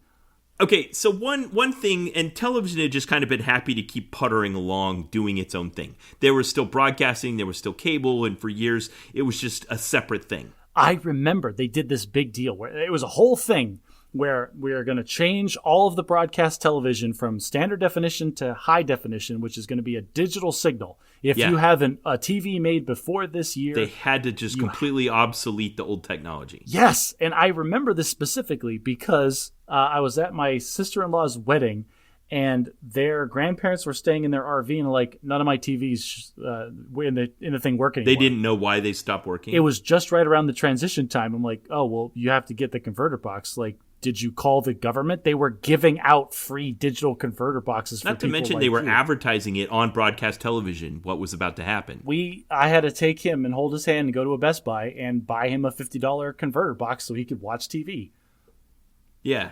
Okay, so that was all kind of puttering along, but at some point the internet has started to reach the level of ubiquity that television companies are going to have to reckon with it. They can't just ignore it and be like, television will continue in perpetuity in its current form where we decide what you see and you have to fit our schedule and that's just going to be it forever. No, they're actually starting to lose viewers to the internet.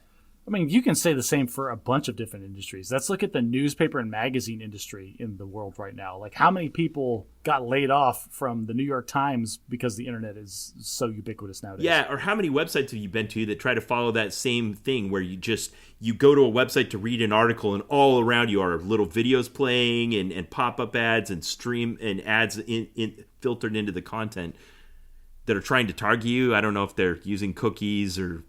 Forbes. I don't care how interesting the article is. I will never pay you for a subscription. As soon as that pop-up comes and blocks me from reading the article, I'm leaving your website. Yeah, that one, everybody's doing different things on. Like, I haven't read a Wall Street Journal article in years because they've just gone behind a strict paywall option.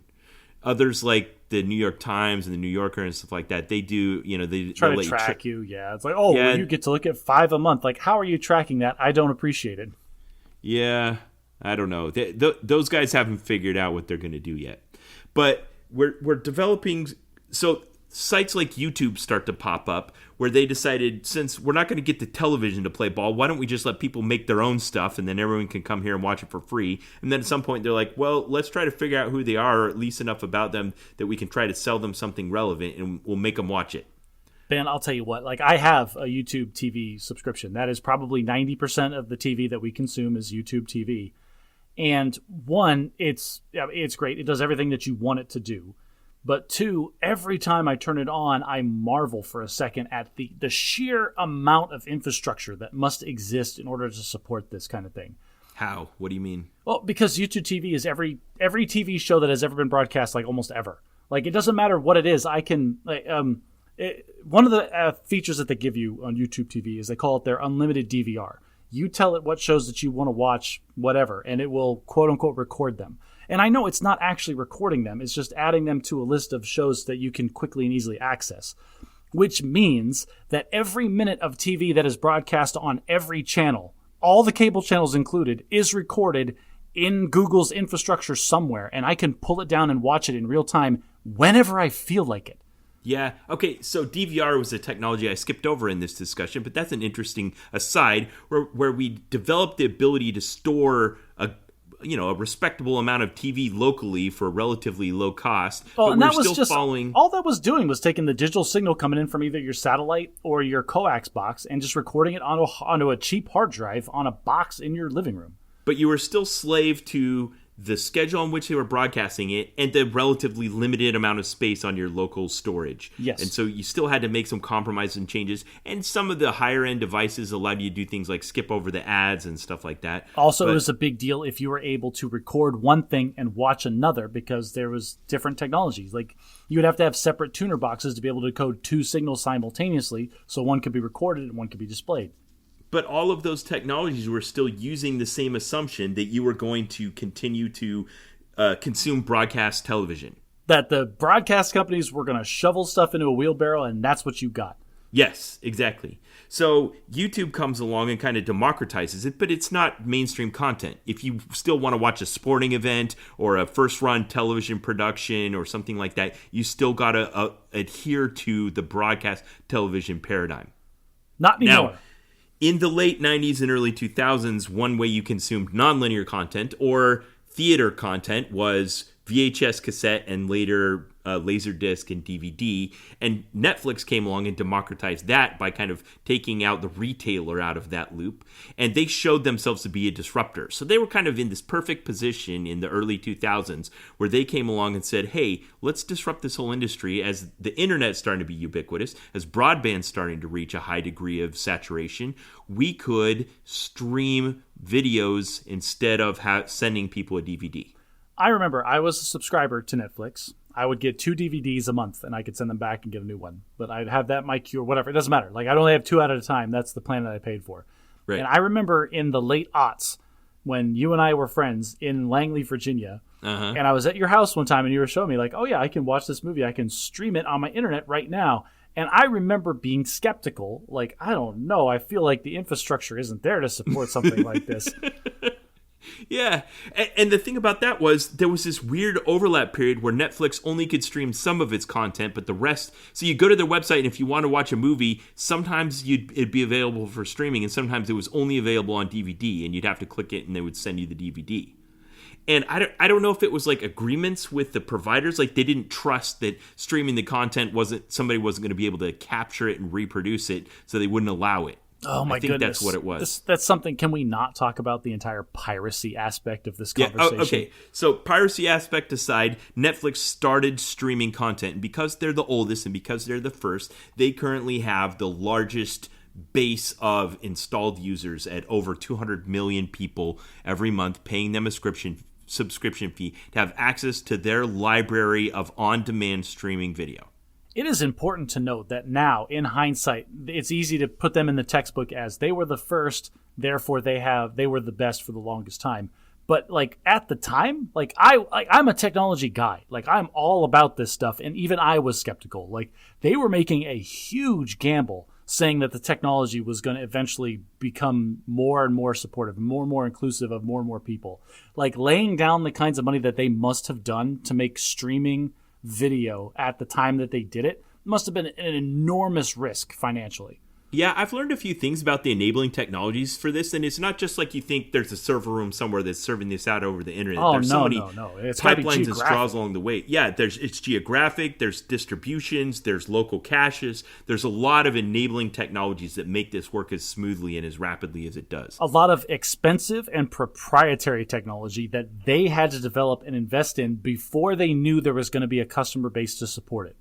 Not only that, but your stereotypical, guy in the back of a management meeting was back there and is like, we're doing this new thing and we're getting lots of new subscribers and we're getting lots of money, but most of the money that we get, we have to pay out to the people that are producing the media that we're streaming in the form of.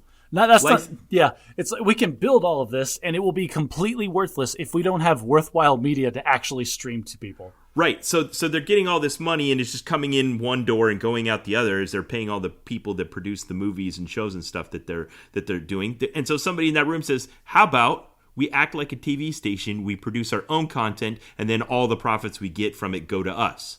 Did that happen simultaneously with their broadband offerings, or is that like a later development? It was a later development, but they've been the most prolific at it. So Netflix and their efforts to produce unique original TV shows, they have 461.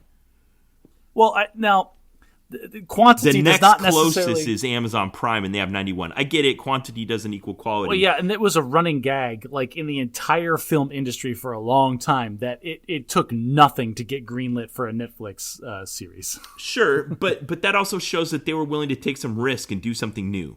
Like, whatever it is you're doing, we'll fund it, and then we'll own it, and we'll get the money if it becomes popular. I do appreciate the risk-taking. Like, going back to that guy in the boardroom, it's like, hey, boss, I got a gamble for you. Let's put the entire company on the line, and if we lose, we go under. But if we win, we destroy Blockbuster. Yeah, okay, which they did, and then the next thing they were ready to destroy is network television. I mean, these guys are David and Goliath, but now they're Goliath.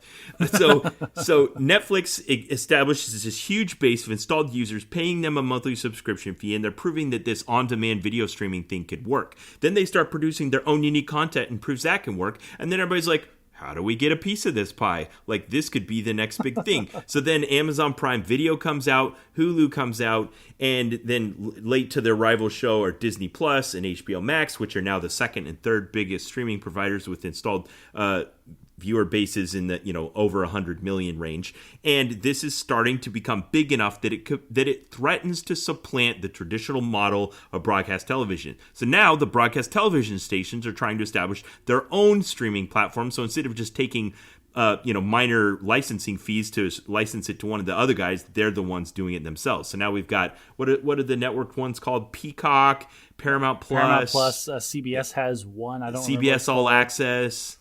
There is like all the news channels have their streaming services, which are also a complete joke. Like, I remember hearing somebody like, some major anchor was going to move from one like the actual news network onto their streaming service version, and like, that's just the end of his career. He's just done now. Yeah. So, but the problem is, now we went from this like democratization, market disruption, to now it's starting to normalize, and now you're not paying whatever $60 a month for cable, but now if you want to have some of the content that's popular, you need something from HBO, something from Netflix, something from Hulu, something from Disney Plus, something from Amazon Prime, something from Apple TV Plus, and suddenly you're paying $90 a month. Okay, I'm going to take a time out from the conversation for just a second.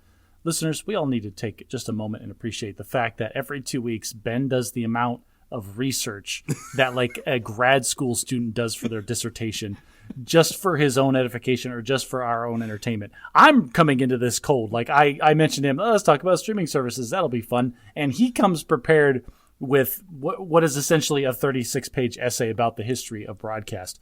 Like, props to you, man. That's insane levels of dedication, and more evidence to the fact that you have more time in your life than I do somehow. All right, now to continue with our conversation. So which of these do you currently subscribe to? What's the Fleshman family rules for deciding what streaming platforms to subscribe to? Do you guys have cable? No, okay, so when we or lived, satellite TV? The last time that we paid for broadcast anything was in New Mexico. This was wow.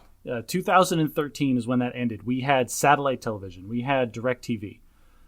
For some reason, my parents got onto my plan or something. Like my parents, their plan is constantly addressed to me. When they call DirecTV, they have to say they're me. I don't know how that happened. That's an aside anyway. But I paid, and this is the thing, Ben. This is when I moved, I did the analysis of, I need to pay for all the new things that are coming into this house. Is DirecTV going to be one of them? And the answer ended up being no, because I realized that I was paying $180 a month for DirecTV that always talked about, we have over like 1,000 channels. And I watched like 5 of them. Right. Like there was like just a handful of shows that I wanted that we would see on a recurring basis. They can't hide that from us anymore. Like they're giving you this, like you said, wheelbarrow full of content and acting like it's enough. But if the coincidence of when they happen to be broadcasting it doesn't line up, and you don't want to play the DVR game, then you're not getting 1,000 channels of value. You're paying too much for something you're not using. Man, Con the Musical is a great example of this, because the fact that we have so much more choice in what it is that we consume. It's the long tail. It's the long tail. Everybody gets their own long tail custom tailored directly to them. And so something like Con the Musical would never have been anywhere in anybody's mind as being something that could be funded if it wasn't for the fact that we live in a time where niche things are mainstream. Like there's just niches everywhere. I have my own niche. You have your own niche. And everybody just has content for that. We don't go to the water cooler and start talking about Friends every Friday because that's the only thing that was on TV that everybody can agree upon. Everybody has their own stuff that they consume. So, all right, in my household, when we moved from New Mexico to Arizona, we made the decision to cut cable cutters, and we were in the early stages of that. We weren't on the bleeding edge of it, but we were pretty early when it was still sketchy to not have a cable service provider for your actual full-on like digital content. Right. At the time, all we had was Roku and Netflix, and then it's grown from there. And like you said, we do have a revolving door of different subscription services depending on what the custom shows and stuff or whatever we want to watch. But right now, what I have for all my streaming services is YouTube Premium, because I consume a ton of YouTube on my phone and I got sick of the ads. That comes with YouTube Music, which replaced Spotify. We had a Spotify subscription that became YouTube Music. In some ways, I still prefer Spotify, but YouTube Music is fine enough. Then we went to YouTube TV because I haven't done that yet, but you've almost convinced me. What's that? The YouTube Premium? YouTube TV. So YouTube TV we got originally because we are diehard Cardinals fans and we want to watch all the football games, and we needed some kind of streaming service that provided the actual broadcast television channels to us. Yeah, so live sports is one big gap. Live sports is a huge gap, and either you pay out the nose for ESPN Plus or you pay out the nose for one of the actual live TV providers and get everything else that comes with it. Right. Well, that was the thing about the old economy. Like the network, the broadcast network television stations all fought for rights to license to broadcast the sporting events. But if you had a TV, you could just flip between the channels and get whatever sporting event you wanted to see. You didn't care if it was on Fox or CBS or ABC or NBC. I have no doubt in my mind that the reason that the live TV broadcasting services are so much more expensive than the rest is just because of the live sports. They are so expensive for the broadcast channels to actually get licensing to. They have to pass that on somehow. So right. But now if you subscribe to CBS's streaming service and they show their live sports on there, but then the sporting event you want to see is being broadcast on ABC, how do you get it? Well, and here's the thing. Like, if you look at YouTube Premium, my YouTube Premium subscription is like $15 a month or something. But my YouTube TV subscription is a little over $70 a month. And so, like, there's an order of magnitude there. Got it. Now, we have Verizon, which means it comes with Hulu and Disney+. Now, that said, it comes with the crappy versions that have commercials and all their stuff. So we pay for the upgraded version that doesn't have the commercials on it. It doesn't include ESPN Plus as well? I don't think it does. Not the Verizon. Okay, because my Verizon subscription includes those three. But I think those are all associated with Disney. Okay. Yeah, and Disney owns all three of those. Right. ABC, ESPN, and Disney Plus. And, all those other ones. We have HBO Max, sort of. Like, we have... HBO Max, sort of. I haven't heard of that service. We have... When I log into HBO Max, there is a profile that is me. I'll put it that way. We have Apple TV, sort of. Again, Apple TV Plus? No, this is... We have... All right, so... all right, elephant in the room. Everybody's sharing passwords with everything nowadays, right? Right. Originally, we had YouTube TV. We had an extra subscription. Like, my brother had it, and then they gave their password for the season, but then they ended their subscription, so we ended up subscribing. Okay. My parents have HBO Max. My parents also have Apple TV. They were kind enough to give us a profile on their account. So this is a known thing amongst the providers, and they're letting it. They're turning a blind eye to it in the name of proliferating their subscriber base. They're trying to get over this hump of becoming the main alternative to broadcast network television, and so they're letting the shared password thing go. But it's gonna change. This is one of those things that is now just a part of society. Like, I heard a young person explain to me that one of the steps that you have to take when you break up with a long-term significant other is you have to change your passwords. Changing your passwords on your streaming services. Yep. Huh. Because, or else they're just going to mooch off it for the rest of their life. Yeah. Or when your kids leave home. My wife and I had a debate about this. Like, do you keep them on your account or do you make them get their own? Ooh, depends on the account. If it's a phone account, I mean, I can see the argument there. If it's a TV account, no. Netflix I think Netflix and Hulu have a student one for $2 a month. Yeah. Suck it up, Buttercup.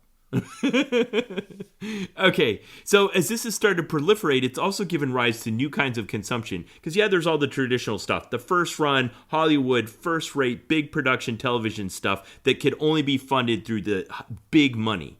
And you need a big studio to get that. But then there's the little things, the documentaries, the comedy specials, those kinds of things that are kind of filtering down to the lower level ones because they can get by on that level of funding. And some of the best content comes from those little side projects that don't have a huge budget. Listeners, if you haven't watched Dr. Horrible's sing-along blog, this happened during the first writer's strike, however many years ago. All these writers were on strike. Joss Whedon and a handful of stars had nothing else going on because of the writer's strike, and they decided to conduct an experiment in creating quality content delivered for free to see if they could generate any revenue from it. And they exclusively available via the internet. Yes, and they delivered it in 3 parts via YouTube, and I assume they made enough money to justify its existence. But, I mean, I bought the soundtrack. It's great. Yeah, I love it too. Okay, so there's that, and then there's all your streaming providers in the order that they are of subscribers: Netflix, Amazon Prime, Disney Plus. There's a few East Asian ones that I don't count: Tencent and Baidu. Like India and China and that kind of stuff. I don't count because that's only a third of the population of the planet. Well, I don't know how much of our listener base that is. I got it. You're drawing the line not over like what's actually significant in the world. It's what's significant to the people that are listening to us. You see, we're doing that targeted advertising too, Ben. YouTube, HBO Max, Paramount Plus, Apple TV, Hulu, Peacock. All those last 4 are interesting because they're the late entries by the broadcast television companies. I'm going to one day break down and get Paramount Plus because it has all the Star Trek. I know that's the one. Like I started to see leak into my sphere online all of the response to the last episode of the last season of Picard. It's pulling me in. Well, that's the thing, but you have the option, right? Because instead of paying for the whole wheelbarrow that's coming at you, you can pay for just chunks of it, which is why my family has that revolving door. I'm going to get rid of one streaming service in order to pay for the new one. So there'll be 6 months where we pay for Paramount Plus, consume all of the Star Trek, unsubscribe, and never pay for it again. But I love that I'm able to pay to then have the luxury of choosing when it starts, when I'm going to watch it, when I'm going to have access to it, and if I want, pay to not have to watch the ads. What I don't know what that does is, now how do the companies that want to sell me laundry soap do it? Well, and that's the big paradigm shift that we haven't really dug in deep on before. This is a new thing where you and we can pay extra money to not watch these ads. To disintermediate it. Now I'm giving it directly to the production company instead of to the advertiser that gives it to the production company. So that just, obviously the impact is going to be a shrinking of the advertising market. There's still going to be ads, there's still commercials, there's still broadcast things. Advertisers are still going to have places to target the advertising at. But no, what's more interesting to me is not advertisers will be advertisers and they will live in whatever. I don't care about them. What I care about is this shift in the paradigm. Because now, instead of just paying for the things that I want, I have demonstrably paid more to avoid things that I don't want. So that's different. Whereas before, like, I had to pay to get the media in the first place. Now I have demonstrated in the loudest voice possible, which is my wallet, that I will pay you more to avoid things that I dislike. Okay, I like that. And that wasn't an option before. When they were broadcasting it, just if you got it, you got it. And so the assumptions were made based on that. Well, and this is the thing, is this paradigm is starting to creep into other places too. This is not the only place we see this. Like, I want to pay extra to avoid crap that I don't like. Think about the last time you went to an amusement park.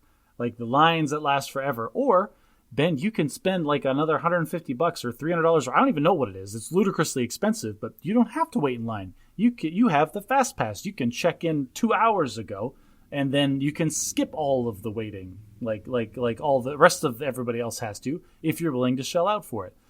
What about all of the free-to-play mobile games that you play, where, or even Magic Arena is a great example of this, where I'm a free-to-play player, where I can do all of everything that I want to do for free, or I can skip all of the waiting and all the time it takes for me to accumulate all that if I just shell out, $100 or $200 into the system right now. Okay, so you've given like 4 different examples of this tension that exists between them wanting more of our money and us wanting to keep our money, and what we're willing to trade for that. Are we willing to trade a little bit of our time, our attention? Well, and that's the thing. To watch ads. Because of the internet, because of the interactivity, because of the democratization of all the technologies that we're talking about, people are starting to realize that they can build their product in such a way. This is the cynical negative version of this, because that's who I am as a person, right? The cynical negative version is there are a bunch of free-to-play games that will prey on your inability to wait a month to get a thing for free that you could pay $2 to get right now. And so they deliberately construct their product to incentivize you to just, $1 here and $1 there, to nickel and dime you to death by not penalizing you in gameplay, but by penalizing your time. Okay. So on one of the mobile games that I play, yes, that's an assumption, but there's another end of that, and that is that they've created this marketplace of ways that advertisers will give them money if people will market their time, and then they'll give them in-game currency. And one of the guilds that I'm in, someone this week was coaching the other people in the guild how they can maximize the use of their time to solicit marketers who then will give credits to them through the game. And it astonished me that one of the players in my guild basically spends like all day, every day doing things that cost him no money and marketing his time so that he can get currency in the game. And I avoid that studiously, and he does it deliberately. I mean, it just depends on what your time is worth to you. And so he's making a different economic value trade-off equation calculation than you are. Right. But that's essentially what's happening, though, is because of all these things, all of these new technologies or whatever, it's more direct and in your face. So there are starting to be services that target those people. Okay. The people... Tubi, Roku, Sling, Samsung TV, LG channels, all these are ones that are kind of targeting to like the traditional advertising supported, paying for it with your attention rather than a subscription fee kind of television. So this is the new, like, what if streaming were still funded by the same funding model as broadcast television? So these are free streaming platforms, but you cannot skip the ads. Right. Okay. Oh, well, then it's a happy medium. There exists it's an ecology or an ecosystem for everyone. If you have an abundance of time but no money, you can watch these free ones and watch all the ads. If you have an abundance of money and no time, then you can pay extra and skip all of the advertising. Yeah. That makes me wonder how the people that want to get access to the attention of the ones that are paying not to let them, how they're going to do it. Well, they just get to us in different ways. They get to us in the sidebar ads if you don't have an ad blocker on all of your browsers, which I do. Like, I love the websites that like, oh, please disable your ad blocker. Ha, I'm never coming to your website again. Yeah, and then, we're going to have to make a transition. Okay, so what's it going to look like in the future? what it looks like. Break out of the traditional storytelling constraints of you must fit this into a 22-minute episode. This is a classic Ben and Josh moment where I can go dark and you can go like sunny and cheery, and I already have the dark version because it's all right. What's the dark version? The dark version is 10 million credits. It was the Black Mirror episode where the guy was sitting in his little every moment of your time is monetized. Yeah, where he was looking at every surface, every wall, the floor and the ceiling of his little cubie was a screen, a broadcast screen. He was looking covered in advertisements. Yeah, no, he was looking at some just placid like mountain lake scene. It was calm and cheerful, and then like birds were chirping in the background, and then it would just jump cut, no warning whatsoever, to hardcore pornography advertisements, and he would have to pay money out of his pocket to skip the ad at that time. Yeah, that's the dark version of this. Is Yikes. That somehow, like, we're gonna have augmented reality? That's coming. Like in our lifetime, we will interact with the world around us with augmented reality, and that will be plastered. Like every square virtual inch of it will be advertisements, unless we pay to have those removed. Whew. I kind of did that this week when I did a walking tour of Greenwich Village with a doctoral history student that was basically giving us like a pop-up video tour of the neighborhood we were in. But at one point she stopped and she's like, this here is the narrowest house in Manhattan. It has this historical reasons it exists. And she started talking about it. And I was interested in it because we were just looking at it from the outside. So I went to Zillow and I looked it up and I found out, one, it was for sale and how much it was on the market for. And they had a floor plan and interior photos of every level of the house. So while she's standing in the street talking about it, I'm on my phone looking inside of it. That's both awesome and terrifying. Well, and there's always going to be this clash of like the fact that we just have to physically interface with our environment, and then the fact that we can stream all the information and store it everywhere and do all these things. And what is the mix of those two things together generate as information technology becomes more ubiquitous and faster and easier to use? I'll tell you exactly what it generates. It generates the bad guy in Ready Player One, the movie, where he's talking about, we have done research and it shows that we can fill 65% of the player base's view with advertisements before they start having seizures. That's what it sounds like. All right, so I had one thought that I think kind of ties this all together. So while I was watching Con the Musical, I was pondering on the fact that the producer of this was a YouTube personality named Brentalfloss. Brent Black. I met him. I'll put a photo of him and me talking in the Of course you met him. Of course you talked to him. Of course you gave him a hug and a high five. God, you're like a Muppet. You're not a real person. It was awesome.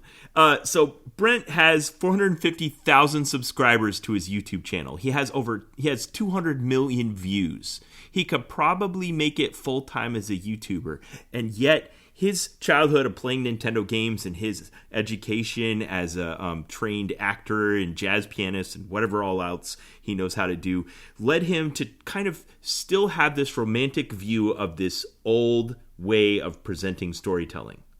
He wanted to get a theater production together in a theater with a live audience and actors, and he spent 8 years of his life.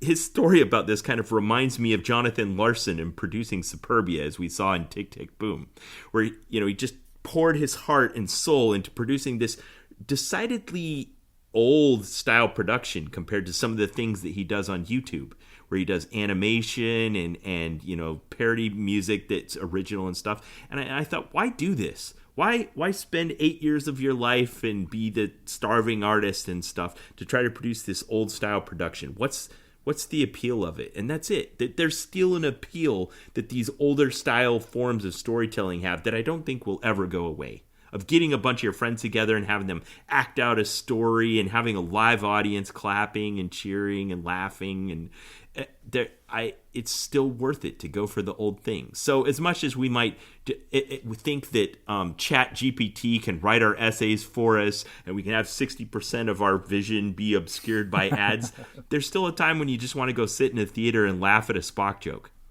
Okay. I'm trying to apply that same line of thinking to the future. So then if today there's still an appeal to watching an old-timey song and dance like storytelling mode, then let's flash forward 30 years. Is there going to be a movie that I'm going to stream to my TV that artificially inserts like commercials as like an old-timey, like just to like back to the heyday of this was broadcast television, and then a commercial for laundry detergent came up. But if you go to YouTube right now, you can find things that are just people went back and found old VHS cassettes they had and pulled the ads off so that people can reminisce about the ads of their youth. Well, I mean, we were forced to watch them, so there was incentive to make them good. It's part of the zeitgeist. It's part of our culture that we've consumed. So in Con the Musical, Data was going back through the historical archives and looking at the musicals of the past. You know, in the year 2399, we still have people looking back and reminiscing about musical theater and what that meant and trying to use it to tell one of the important stories of their recent history. I don't think that's unrealistic. Yeah, maybe. I don't know. I'm always... because of the digital era, because of the technology changes and all that, and the fact that we record basically every second of our lives these days, I'm always interested in what the future is going to look like looking back at the present with that lens of hindsight. Like how, like, we look back at, like, the Greatest Generation, all their black and white photos or whatever, and it's quaint. Is that what, like, our kids are going to look back on the duck face selfies that we took with our food? They're going to look back like, oh, look I found a picture of my grandpa. Look at these planking beams. Yeah, exactly. Yeah. Okay, side note, and then we'll wrap it up. My family has our own planking meme that we've made. It's called rock sitting. My dad went on this vacation with my mom, and she took a photo of him sitting on a rock, and he had this really funny posture where he sits with his legs together and his hands next to his sides. And this has become a meme in my family. So everywhere we go, whenever we see a rock, we sit on it and make that pose and send it to each other. So this week I got 2 of the best rock sitting poses you can imagine on a rock in Central Park with skyscrapers in the background, and it was fantastic. I'm glad you were able to add to that inside joke. And now it's an inside joke for everybody. Viewers, if you want to jump on our Facebook and put your rock sitting photos up there, we'd love to see them. Oh, I would love it. Okay, I'll put some up so that you know what it looks like so you can join in on the thing. And if you want to join in on the discussion, I've given lots of ideas today. Please be part of the community of the Bad at Magic podcast listeners on our subreddit at reddit/r/badatmagic, or you can go to our Facebook page, links in the show notes, and you can join in and be part of the conversation. If you like what we do, consider sharing us with a friend. If you like us, maybe your friends will like us too. If you really want to show us some love, consider taking take your phone out of your pocket, the podcast player app of your choice, and giving us a good review on that. It's great, the visibility that we can get from those things. And if you really want to show us some love and listen to some great/terrible bonus content, consider becoming a patron on our Patreon page. And until next time, try to be a little less bad at magic.